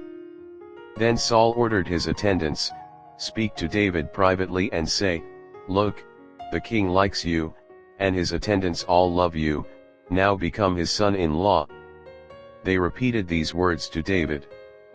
But David said, "Do you think it is a small matter to become the king's son-in-law? I'm only a poor man and little known." When Saul's servants told him what David had said, Saul replied, "Say to David, 'The king wants no other price for the bride than 100 Philistine foreskins, to take revenge on his enemies.'" Saul's plan was to have David fall by the hands of the Philistines. When the attendants told David these things, he was pleased to become the king's son-in-law. So before the allotted time elapsed, David took his men with him and went out and killed 200 Philistines and brought back their foreskins. They counted out the full number to the king so that David might become the king's son-in-law. Then Saul gave him his daughter Michal in marriage. When Saul realized that the Lord was with David and that his daughter Michal loved David, Saul became still more afraid of him, and he remained his enemy the rest of his days. The Philistine commanders continued to go out to battle, and as often as they did, David met with more success than the rest of Saul's officers, and his name became well known. 1 Samuel chapter 19. Saul tries to kill David. Saul told his son Jonathan and all the attendants to kill David. But Jonathan had taken a great liking to David and warned him, "My father Saul is looking for a chance to kill you. Be on your guard tomorrow morning, go into hiding and stay there. I will go out and stand with my father in the field where you are. I'll speak to him about you and will tell you what I find out." Jonathan spoke well of David to Saul his father and said to him, "Let not the king do wrong to his servant David, he has not wronged you, and what he has done has benefited you greatly. He took his life in his hands when he killed the Philistine. The Lord won a great victory for all Israel, and you saw it and were glad. Why then would you do wrong to an innocent man like David by killing him for no reason?" Saul listened to Jonathan and took this oath, "As surely as the Lord lives, David will not be put to death." So Jonathan called David and told him the whole conversation. He brought him to Saul, and David was with Saul as before. Once more war broke out, and David went out and fought the Philistines. He struck them with such force that they fled before him. But an evil spirit from the Lord came on Saul as he was sitting in his house with his spear in his hand.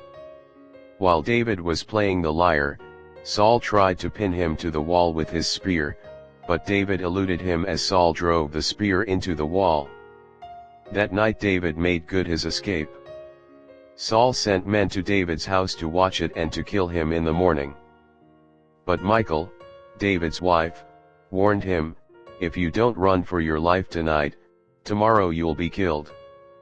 So Michal let David down through a window, and he fled and escaped.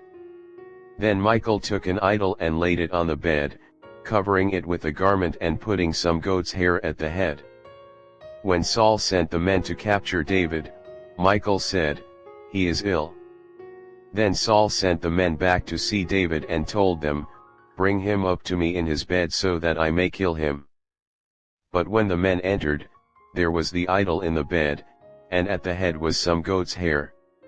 Saul said to Michal, "Why did you deceive me like this and send my enemy away so that he escaped?" Michal told him, "He said to me, 'Let me get away. Why should I kill you?' When David had fled and made his escape, he went to Samuel at Ramah and told him all that Saul had done to him. Then he and Samuel went to Naioth and stayed there. Word came to Saul, David is in Naioth at Ramah, so he sent men to capture him. But when they saw a group of prophets prophesying, with Samuel standing there as their leader, the Spirit of God came on Saul's men, and they also prophesied. Saul was told about it, and he sent more men, and they prophesied too. Saul sent men a third time, and they also prophesied. Finally, he himself left for Ramah and went to the great cistern at Seku. And he asked, "Where are Samuel and David?" "Over in Naioth at Ramah," they said. So Saul went to Naioth at Ramah. But the Spirit of God came even on him, and he walked along prophesying until he came to Naioth. He stripped off his garments, and he too prophesied in Samuel's presence. He lay naked all that day and all that night. This is why people say, "Is Saul also among the prophets?" 1 Samuel chapter 20. David and Jonathan. Then David fled from Naioth at Ramah and went to Jonathan and asked, "What have I done? What is my crime? How have I wronged your father, that he is trying to kill me?" "Never." Jonathan replied. "You are not going to die. Look, my father doesn't do anything, great or small, without letting me know. Why would he hide this from me? It isn't so."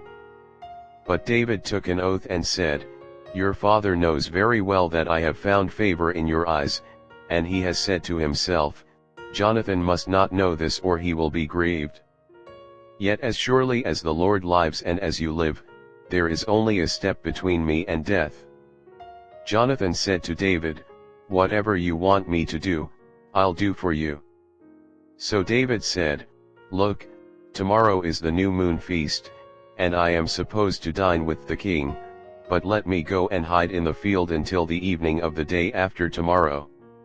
If your father misses me at all, tell him, David earnestly asked my permission to hurry to Bethlehem, his hometown, because an annual sacrifice is being made there for his whole clan. If he says, 'Very well,' then your servant is safe. But if he loses his temper, you can be sure that he is determined to harm me. As for you, show kindness to your servant, for you have brought him into a covenant with you before the Lord. If I am guilty, then kill me yourself. Why hand me over to your father?" "Never." Jonathan said, "If I had the least inkling that my father was determined to harm you, wouldn't I tell you?"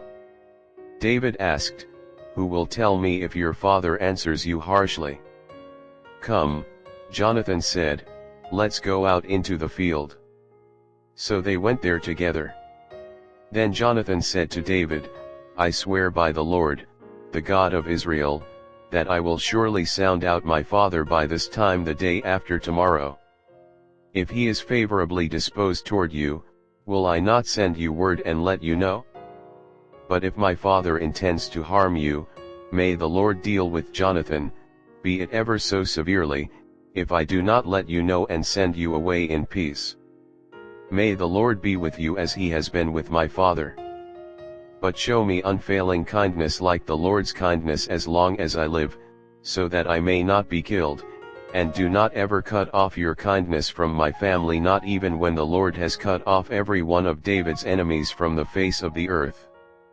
So Jonathan made a covenant with the house of David, saying, "May the Lord call David's enemies to account." And Jonathan had David reaffirm his oath out of love for him, because he loved him as he loved himself. Then Jonathan said to David, "Tomorrow is the new moon feast. You will be missed, because your seat will be empty. The day after tomorrow, toward evening, go to the place where you hid when this trouble began, and wait by the stone Ezel. I will shoot 3 arrows to the side of it, as though I were shooting at a target. Then I will send a boy and say, 'Go, find the arrows.' If I say to him, "Look, the arrows are on this side of you, bring them here, then come, because, as surely as the Lord lives, you are safe, there is no danger. But if I say to the boy, look, the arrows are beyond you, then you must go, because the Lord has sent you away. And about the matter you and I discussed, remember, the Lord is witness between you and me forever." So David hid in the field, and when the new moon feast came, the king sat down to eat. He sat in his customary place by the wall, opposite Jonathan, and Abner sat next to Saul, but David's place was empty. Saul said nothing that day, for he thought, something must have happened to David to make him ceremonially unclean, surely he is unclean. But the next day, the second day of the month, David's place was empty again. Then Saul said to his son Jonathan, "Why hasn't the son of Jesse come to the meal, either yesterday or today?" Jonathan answered, "David earnestly asked me for permission to go to Bethlehem. He said, 'Let me go, because our family is observing a sacrifice in the town and my brother has ordered me to be there. If I have found favor in your eyes, let me get away to see my brothers.' That is why he has not come to the king's table." Saul's anger flared up at Jonathan, and he said to him, "You son of a perverse and rebellious woman! Don't I know that you have sided with the son of Jesse to your own shame and to the shame of the mother who bore you? As long as the son of Jesse lives on this earth, neither you nor your kingdom will be established. Now send someone to bring him to me, for he must die. Why should he be put to death? What has he done?" Jonathan asked his father. But Saul hurled his spear at him to kill him.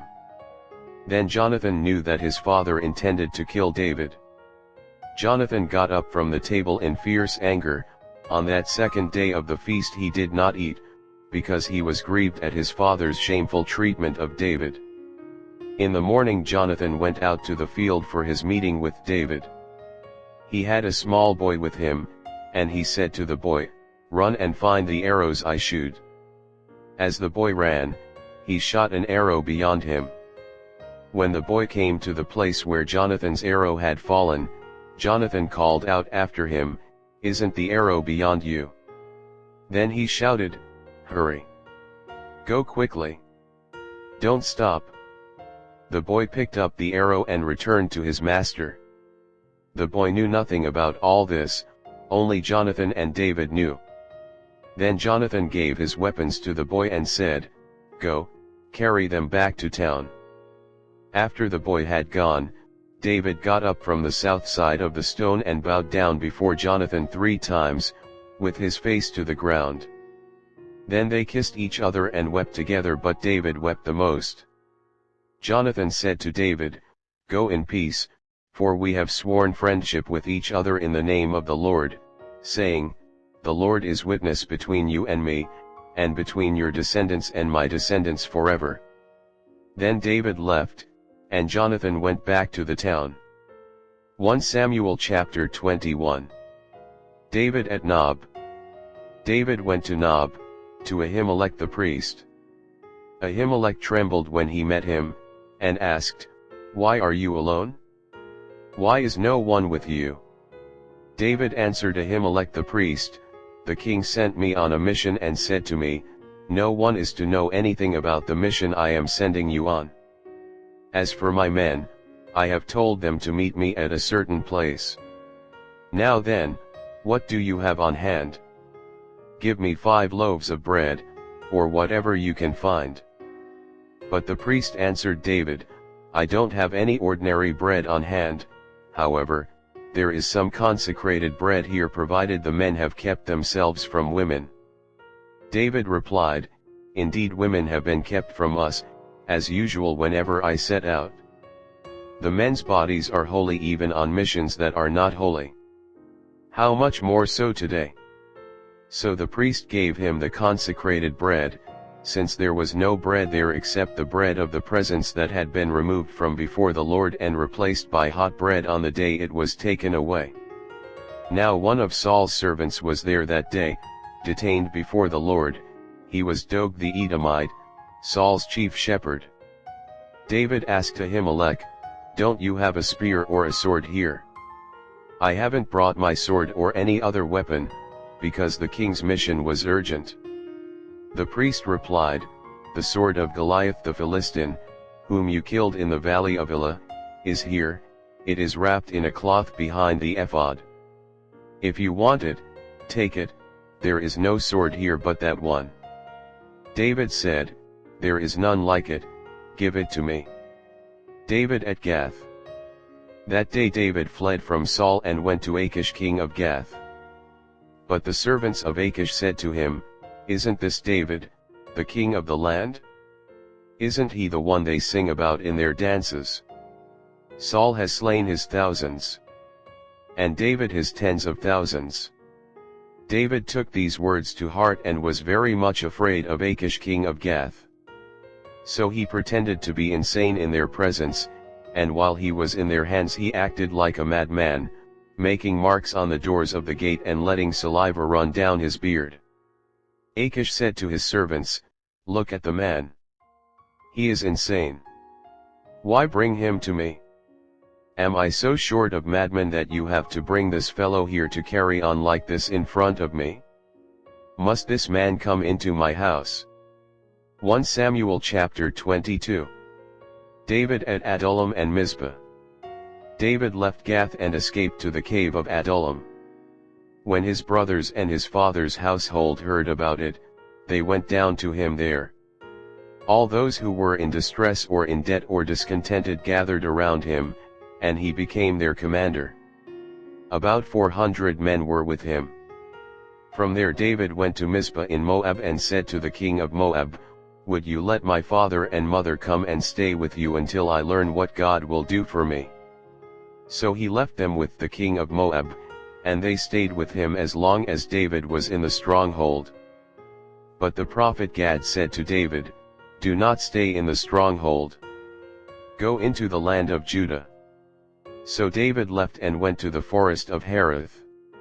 Saul kills the priests of Nob. Now Saul heard that David and his men had been discovered. And Saul was seated, spear in hand, under the tamarisk tree on the hill at Gibeah, with all his officials standing at his side. He said to them, "Listen, men of Benjamin. Will the son of Jesse give all of you fields and vineyards? Will he make all of you commanders of thousands and commanders of hundreds? Is that why you have all conspired against me? No one tells me when my son makes a covenant with the son of Jesse. None of you is concerned about me or tells me that my son has incited my servant to lie in wait for me, as he does today." But Doeg the Edomite, who was standing with Saul's officials, said, "I saw the son of Jesse come to Ahimelech son of Ahitub at Nob." Ahimelech inquired of the Lord for him, he also gave him provisions and the sword of Goliath the Philistine. Then the king sent for the priest Ahimelech son of Ahitub and all the men of his family, who were the priests at Nob, and they all came to the king. Saul said, "Listen now, son of Ahitub." "Yes, my lord," he answered. Saul said to him, "Why have you conspired against me, you and the son of Jesse, giving him bread and a sword and inquiring of God for him, so that he has rebelled against me and lies in wait for me, as he does today?" Ahimelech answered the king, "Who of all your servants is as loyal as David, the king's son-in-law, captain of your bodyguard and highly respected in your household? Was that day the first time I inquired of God for him? Of course not. Let not the king accuse your servant or any of his father's family, for your servant knows nothing at all about this whole affair." But the king said, "You will surely die, Ahimelech, you and your whole family." Then the king ordered the guards at his side, "Turn and kill the priests of the Lord, because they too have sided with David." They knew he was fleeing, yet they did not tell me. But the king's officials were unwilling to raise a hand to strike the priests of the Lord. The king then ordered Doeg, "You turn and strike down the priests." So Doeg the Edomite turned and struck them down. That day he killed 85 men who wore the linen ephod. He also put to the sword Nob, the town of the priests, with its men and women, its children and infants, and its cattle, donkeys, and sheep. But one son of Ahimelech son of Ahitub, named Abiathar, escaped and fled to join David. He told David that Saul had killed the priests of the Lord. Then David said to Abiathar, that day, when Doeg the Edomite was there, I knew he would be sure to tell Saul. I am responsible for the death of your whole family. Stay with me, don't be afraid. The man who wants to kill you is trying to kill me too. You will be safe with me. 1 Samuel chapter 23. David saves Keilah. When David was told, look, the Philistines are fighting against Keilah and are looting the threshing floors, he inquired of the Lord, saying, shall I go and attack these Philistines? The Lord answered him, go, attack the Philistines and save Keilah. But David's men said to him, here in Judah we are afraid. How much more, then, if we go to Keilah against the Philistine forces? Once again David inquired of the Lord, and the Lord answered him, go down to Keilah, for I am going to give the Philistines into your hand. So David and his men went to Keilah, fought the Philistines and carried off their livestock. He inflicted heavy losses on the Philistines and saved the people of Keilah. Now Abiathar son of Ahimelech had brought the ephod down with him when he fled to David at Keilah. Saul pursues David. Saul was told that David had gone to Keilah, and he said, God has delivered him into my hands, for David has imprisoned himself by entering a town with gates and bars.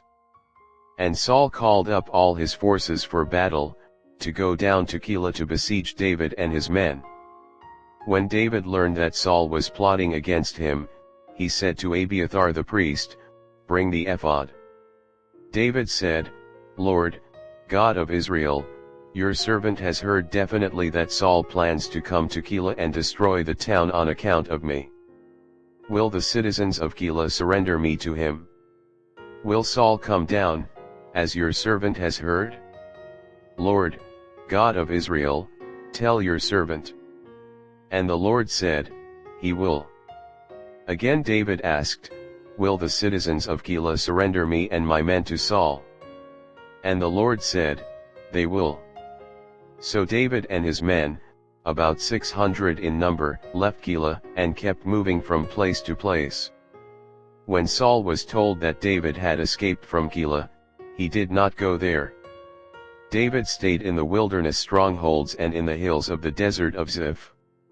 Day after day Saul searched for him, but God did not give David into his hands. While David was at Horish in the desert of Ziph, he learned that Saul had come out to take his life. And Saul's son Jonathan went to David at Horish and helped him find strength in God. Don't be afraid, he said. My father Saul will not lay a hand on you. You will be king over Israel, and I will be second to you. Even my father Saul knows this. The two of them made a covenant before the Lord. Then Jonathan went home, but David remained at Horish. The Ziphites went up to Saul at Gibeah and said, is not David hiding among us in the strongholds at Horish, on the hill of Hachilah, south of Shimon? Now, your majesty, come down whenever it pleases you to do so, and we will be responsible for giving him into your hands. Saul replied, the Lord bless you for your concern for me. Go and get more information. Find out where David usually goes and who has seen him there. They tell me he is very crafty. Find out about all the hiding places he uses and come back to me with definite information. Then I will go with you. If he is in the area, I will track him down among all the clans of Judah. So they set out and went to Ziph ahead of Saul. Now David and his men were in the desert of Mon, in the Arabah south of Shimon. Saul and his men began the search, and when David was told about it, he went down to the rock and stayed in the desert of Mon. When Saul heard this, he went into the desert of Mon in pursuit of David. Saul was going along one side of the mountain, and David and his men were on the other side, hurrying to get away from Saul. As Saul and his forces were closing in on David and his men to capture them, a messenger came to Saul, saying, "Come quickly. The Philistines are raiding the land." Then Saul broke off his pursuit of David and went to meet the Philistines. That is why they call this place Selah Hamelekot. And David went up from there and lived in the strongholds of Engedi. 1 Samuel chapter 24. David spares Saul's life. After Saul returned from pursuing the Philistines, he was told, "David is in the desert of Engedi." So Saul took 3,000 able young men from all Israel and set out to look for David and his men near the crags of the wild goats. He came to the sheep pens along the way. A cave was there, and Saul went in to relieve himself. David and his men were far back in the cave. The men said, "This is the day the Lord spoke of when he said to you, 'I will give your enemy into your hands for you to deal with as you wish.'" Then David crept up unnoticed and cut off a corner of Saul's robe. Afterward, David was conscience-stricken for having cut off a corner of his robe.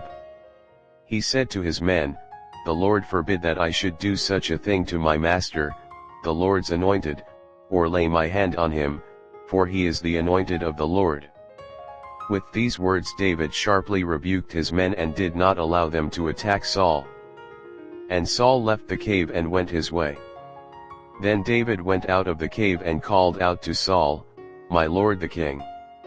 When Saul looked behind him, David bowed down and prostrated himself with his face to the ground.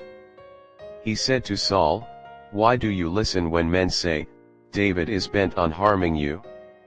This day you have seen with your own eyes how the Lord delivered you into my hands in the cave. Some urged me to kill you, but I spared you. I said, 'I will not lay my hand on my Lord, because he is the Lord's anointed.' See, my father, look at this piece of your robe in my hand. I cut off the corner of your robe but did not kill you. See that there is nothing in my hand to indicate that I am guilty of wrongdoing or rebellion. I have not wronged you, but you are hunting me down to take my life. May the Lord judge between you and me. And may the Lord avenge the wrongs you have done to me, but my hand will not touch you. As the old saying goes, from evildoers come evil deeds, so my hand will not touch you. Against whom has the king of Israel come out? Who are you pursuing? A dead dog? A flea? May the Lord be our judge and decide between us. May he consider my cause and uphold it, may he vindicate me by delivering me from your hand." When David finished saying this, Saul asked, "Is that your voice, David my son?" And he wept aloud. "You are more righteous than I," he said. "You have treated me well, but I have treated you badly. You have just now told me about the good you did to me, the Lord delivered me into your hands, but you did not kill me. When a man finds his enemy, does he let him get away unharmed? May the Lord reward you well for the way you treated me today. I know that you will surely be king and that the kingdom of Israel will be established in your hands. Now swear to me by the Lord that you will not kill off my descendants or wipe out my name from my father's family." So David gave his oath to Saul. Then Saul returned home, but David and his men went up to the stronghold. 1 Samuel chapter 25. David, Nabal, and Abigail. Now Samuel died, and all Israel assembled and mourned for him, and they buried him at his home in Ramah. Then David moved down into the desert of Paran. A certain man in Mon, who had property there at Carmel, was very wealthy. He had 1,000 goats and 3,000 sheep, which he was shearing in Carmel. His name was Nabal and his wife's name was Abigail. She was an intelligent and beautiful woman, but her husband was surly and mean in his dealings, he was a Calebite. While David was in the wilderness, he heard that Nabal was shearing sheep. So he sent 10 young men and said to them, "Go up to Nabal at Carmel and greet him in my name. Say to him, 'Long life to you. Good health to you and your household. And good health to all that is yours. Now I hear that it is sheep shearing time. When your shepherds were with us, we did not mistreat them, and the whole time they were at Carmel nothing of theirs was missing. Ask your own servants and they will tell you. Therefore be favorable toward my men, since we come at a festive time. Please give your servants and your son David whatever you can find for them.'" When David's men arrived, they gave Nabal this message in David's name. Then they waited. Nabal answered David's servants, "Who is this David? Who is this son of Jesse? Many servants are breaking away from their masters these days. Why should I take my bread and water, and the meat I have slaughtered for my shearers, and give it to men coming from who knows where?" David's men turned around and went back. When they arrived, they reported every word. David said to his men, "Each of you strap on your sword." So they did, and David strapped his on as well. About 400 men went up with David, while 200 stayed with the supplies. One of the servants told Abigail, Nabal's wife, "David sent messengers from the wilderness to give our master his greetings, but he hurled insults at them. Yet these men were very good to us. They did not mistreat us, and the whole time we were out in the fields near them nothing was missing. Night and day they were a wall around us the whole time we were herding our sheep near them. Now think it over and see what you can do, because disaster is hanging over our master and his whole household. He is such a wicked man that no one can talk to him." Abigail acted quickly. She took 200 loaves of bread, 2 skins of wine, 5 dressed sheep, 5 seahs of roasted grain, 100 cakes of raisins and 200 cakes of pressed figs, and loaded them on donkeys. Then she told her servants, "Go on ahead, I'll follow you." But she did not tell her husband Nabal. As she came riding her donkey into a mountain ravine, there were David and his men descending toward her, and she met them. David had just said, "It's been useless all my watching over this fellow's property in the wilderness so that nothing of his was missing. He has paid me back evil for good. May God deal with David, be it ever so severely, if by morning I leave alive one male of all who belong to him." When Abigail saw David, she quickly got off her donkey and bowed down before David with her face to the ground. She fell at his feet and said, "Pardon your servant, my lord, and let me speak to you. Hear what your servant has to say. Please pay no attention, my lord, to that wicked man Nabal. He is just like his name means fool, and folly goes with him. And as for me, your servant, I did not see the men my lord sent. And now, my lord, as surely as the Lord your God lives and as you live, since the Lord has kept you from bloodshed and from avenging yourself with your own hands, may your enemies and all who are intent on harming my lord be like Nabal. And let this gift, which your servant has brought to my lord, be given to the men who follow you. Please forgive your servant's presumption. The Lord your God will certainly make a lasting dynasty for my lord, because you fight the Lord's battles, and no wrongdoing will be found in you as long as you live. Even though someone is pursuing you to take your life, the life of my Lord will be bound securely in the bundle of the living by the Lord your God, but the lives of your enemies he will hurl away as from the pocket of a sling. When the Lord has fulfilled for my Lord every good thing he promised concerning him and has appointed him ruler over Israel, my Lord will not have on his conscience the staggering burden of needless bloodshed or of having avenged himself. And when the Lord your God has brought my Lord success, remember your servant." David said to Abigail, Praise be to the Lord, the God of Israel, who has sent you today to meet me. May you be blessed for your good judgment and for keeping me from bloodshed this day and from avenging myself with my own hands. Otherwise, as surely as the Lord, the God of Israel, lives, who has kept me from harming you, if you had not come quickly to meet me, not one male belonging to Nabal would have been left alive by daybreak. Then David accepted from her hand what she had brought him and said, Go home in peace. I have heard your words and granted your request. When Abigail went to Nabal, he was in the house holding a banquet like that of a king. He was in high spirits and very drunk. So she told him nothing at all until daybreak.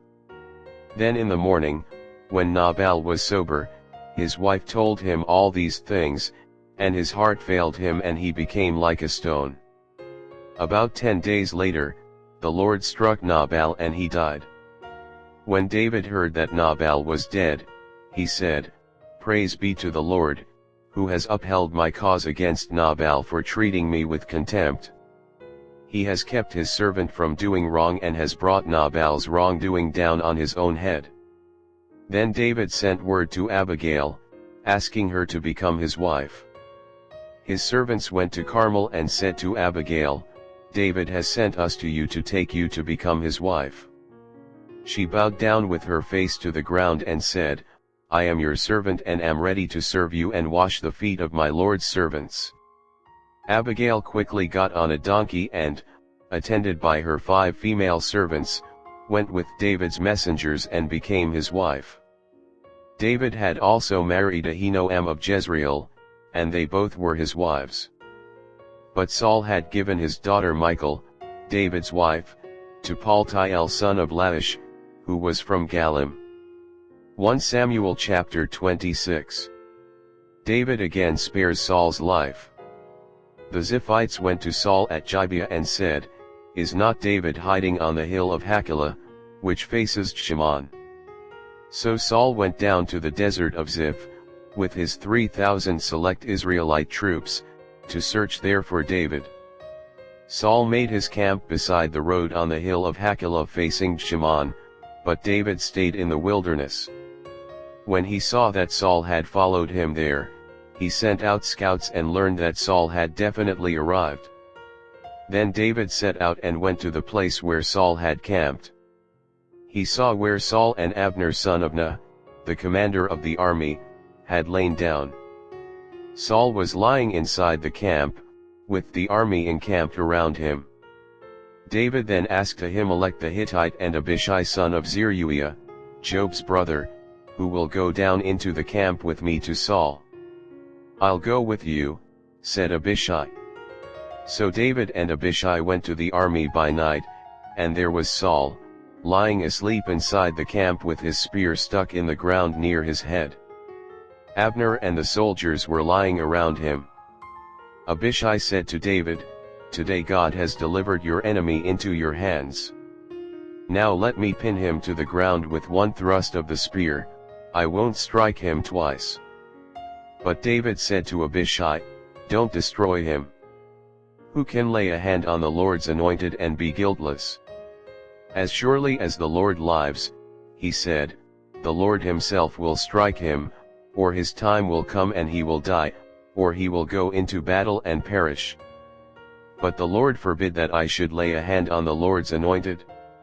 Now get the spear and water jug that are near his head, and let's go. So David took the spear and water jug near Saul's head, and they left. No one saw or knew about it, nor did anyone wake up. They were all sleeping, because the Lord had put them into a deep sleep. Then David crossed over to the other side and stood on top of the hill some distance away, there was a wide space between them. He called out to the army and to Abner son of Ner, Aren't you going to answer me, Abner? Abner replied, Who are you who calls to the king? David said, You're a man, aren't you? And who is like you in Israel? Why didn't you guard your lord the king? Someone came to destroy your lord the king. What you have done is not good. As surely as the Lord lives, you and your men must die, because you did not guard your master, the Lord's anointed. Look around you. Where are the king's spear and water jug that were near his head?" Saul recognized David's voice and said, "Is that your voice, David my son?" David replied, "Yes it is, my lord the king." And he added, "Why is my lord pursuing his servant? What have I done, and what wrong am I guilty of? Now let my lord the king listen to his servant's words. If the Lord has incited you against me, then may he accept an offering. If, however, people have done it, may they be cursed before the Lord. They have driven me today from my share in the Lord's inheritance and have said, 'Go, serve other gods.' Now do not let my blood fall to the ground far from the presence of the Lord.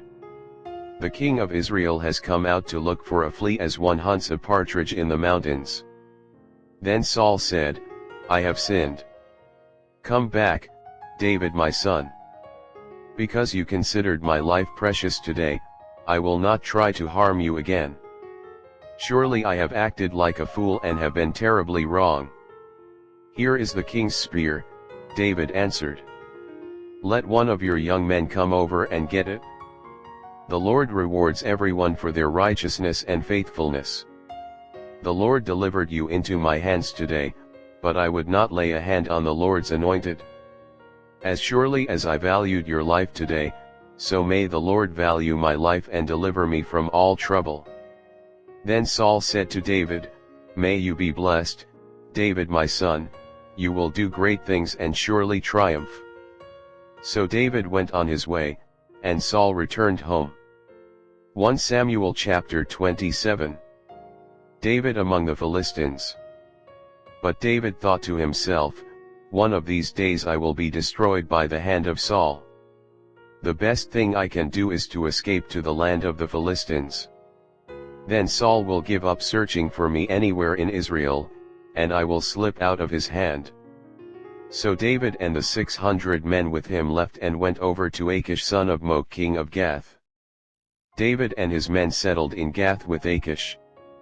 Each man had his family with him, and David had his 2 wives, Ahinoam of Jezreel and Abigail of Carmel, the widow of Nabal. When Saul was told that David had fled to Gath, he no longer searched for him. Then David said to Achish, "If I have found favor in your eyes, let a place be assigned to me in one of the country towns, that I may live there. Why should your servant live in the royal city with you?" So on that day Achish gave him Ziklag, and it has belonged to the kings of Judah ever since. David lived in Philistine territory 1 year and 4 months. Now David and his men went up and raided the Geshurites, the Girtites, and the Amalekites. From ancient times these peoples had lived in the land extending to Shur and Egypt.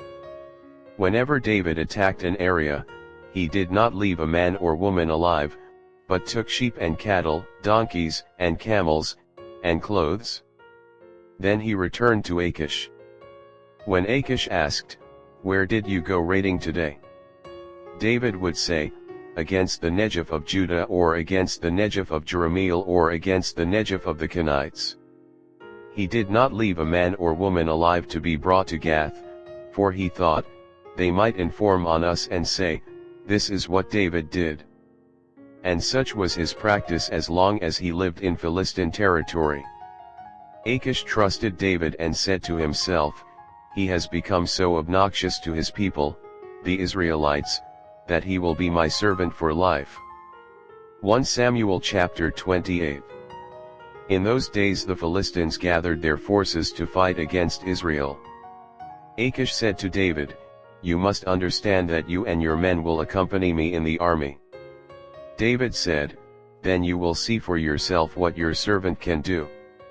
Achish replied, "Very well, I will make you my bodyguard for life." Saul and the medium at Endur. Now Samuel was dead, and all Israel had mourned for him and buried him in his own town of Ramah. Saul had expelled the mediums and spiritists from the land. The Philistines assembled and came and set up camp at Shunem, while Saul gathered all Israel and set up camp at Gilboa. When Saul saw the Philistine army, he was afraid, terror filled his heart. He inquired of the Lord, but the Lord did not answer him by dreams or Urim or prophets. Saul then said to his attendants, "Find me a woman who is a medium, so I may go and inquire of her." "There is one in Endor," they said. So Saul disguised himself, putting on other clothes, and at night he and 2 men went to the woman. "Consult a spirit for me," he said, "and bring up for me the one I name." But the woman said to him, "Surely you know what Saul has done. He has cut off the mediums and spiritists from the land. Why have you set a trap for my life to bring about my death?" Saul swore to her by the Lord, "As surely as the Lord lives, you will not be punished for this." Then the woman asked, "Whom shall I bring up for you?" "Bring up Samuel," he said. When the woman saw Samuel, she cried out at the top of her voice and said to Saul, "Why have you deceived me? You are Saul." The king said to her, "Don't be afraid. What do you see?" The woman said, "I see a ghostly figure coming up out of the earth." "What does he look like?" he asked. "An old man wearing a robe is coming up," she said. Then Saul knew it was Samuel, and he bowed down and prostrated himself with his face to the ground. Samuel said to Saul, "Why have you disturbed me by bringing me up?" "I am in great distress," Saul said. "The Philistines are fighting against me, and God has departed from me. He no longer answers me, either by prophets or by dreams. So I have called on you to tell me what to do." Samuel said, "Why do you consult me, now that the Lord has departed from you and become your enemy? The Lord has done what he predicted through me. The Lord has torn the kingdom out of your hands and given it to one of your neighbors, to David. Because you did not obey the Lord or carry out his fierce wrath against the Amalekites, the Lord has done this to you today. The Lord will deliver both Israel and you into the hands of the Philistines, and tomorrow you and your sons will be with me. The Lord will also give the army of Israel into the hands of the Philistines." Immediately Saul fell full length on the ground, filled with fear because of Samuel's words. His strength was gone, for he had eaten nothing all that day and all that night. When the woman came to Saul and saw that he was greatly shaken, she said, "Look, your servant has obeyed you. I took my life in my hands and did what you told me to do. Now please listen to your servant and let me give you some food so you may eat and have the strength to go on your way." He refused and said, "I will not eat." But his men joined the woman in urging him, and he listened to them. He got up from the ground and sat on the couch. The woman had a fattened calf at the house, which she butchered at once. She took some flour, kneaded it and baked bread without yeast. Then she set it before Saul and his men, and they ate. That same night they got up and left. 1 Samuel chapter 29. Achish sends David back to Ziklag. The Philistines gathered all their forces at Aphek, and Israel camped by the spring in Jezreel. As the Philistine rulers marched with their units of hundreds and thousands, David and his men were marching at the rear with Achish. The commanders of the Philistines asked, "What about these Hebrews?" Achish replied, "Is this not David, who was an officer of Saul king of Israel? He has already been with me for over a year, and from the day he left Saul until now, I have found no fault in him."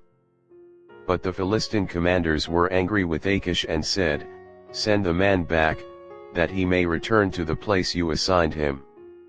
He must not go with us into battle, or he will turn against us during the fighting. How better could he regain his master's favor than by taking the heads of our own men? Isn't this the David they sang about in their dances? Saul has slain his thousands. and David his tens of thousands. So Achish called David and said to him, As surely as the Lord lives, you have been reliable, and I would be pleased to have you serve with me in the army. From the day you came to me until today, I have found no fault in you, but the rulers don't approve of you. Now turn back and go in peace, do nothing to displease the Philistine rulers. But what have I done? Asked David.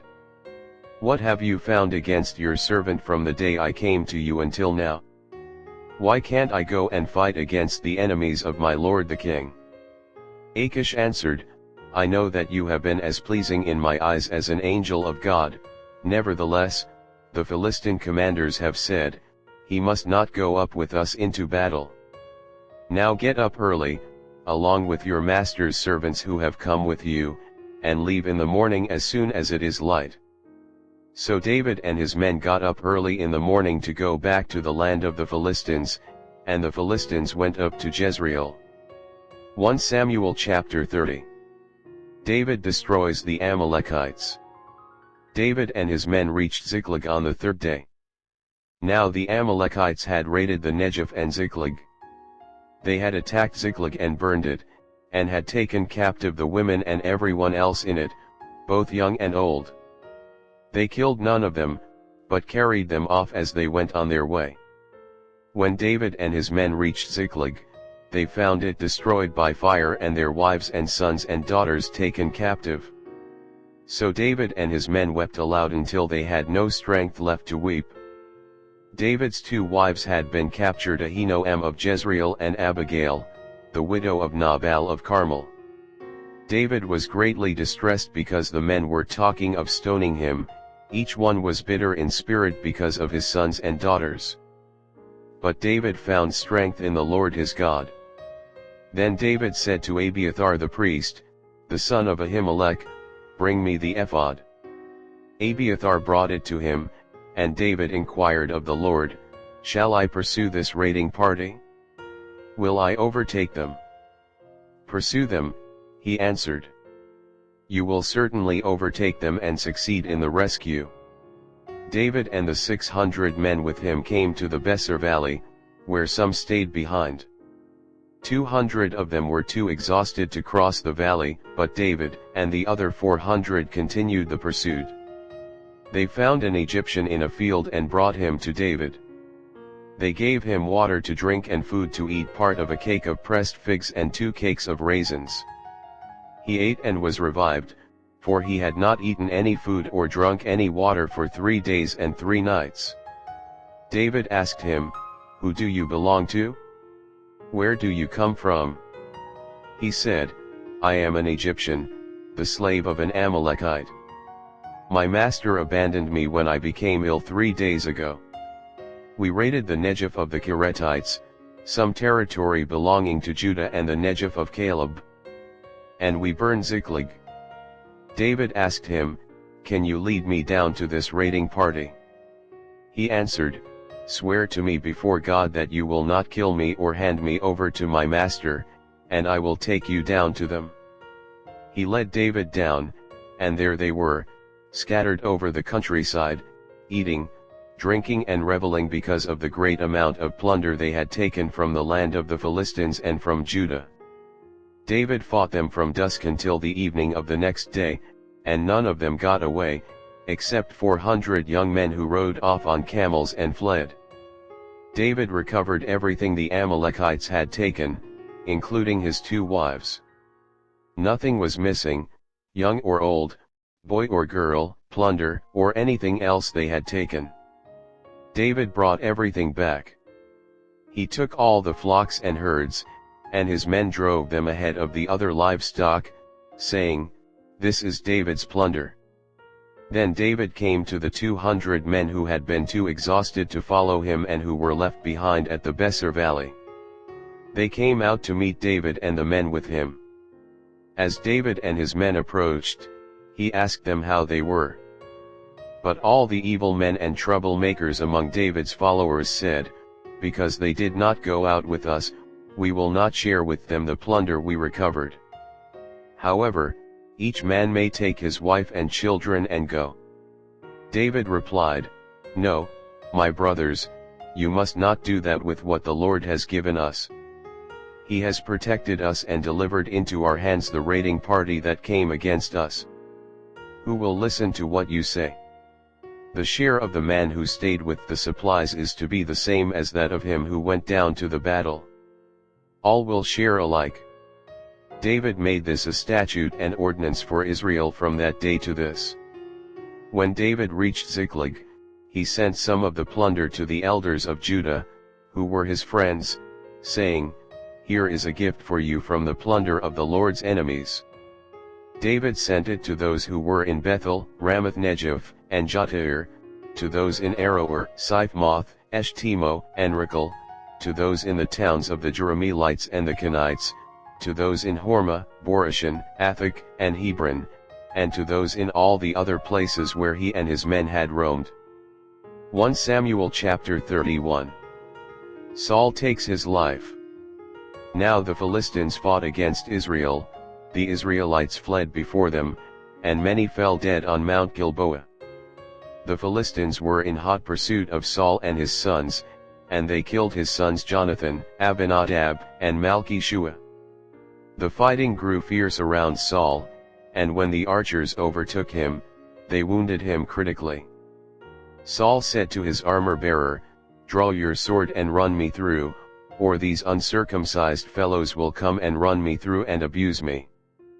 But his armor-bearer was terrified and would not do it, so Saul took his own sword and fell on it.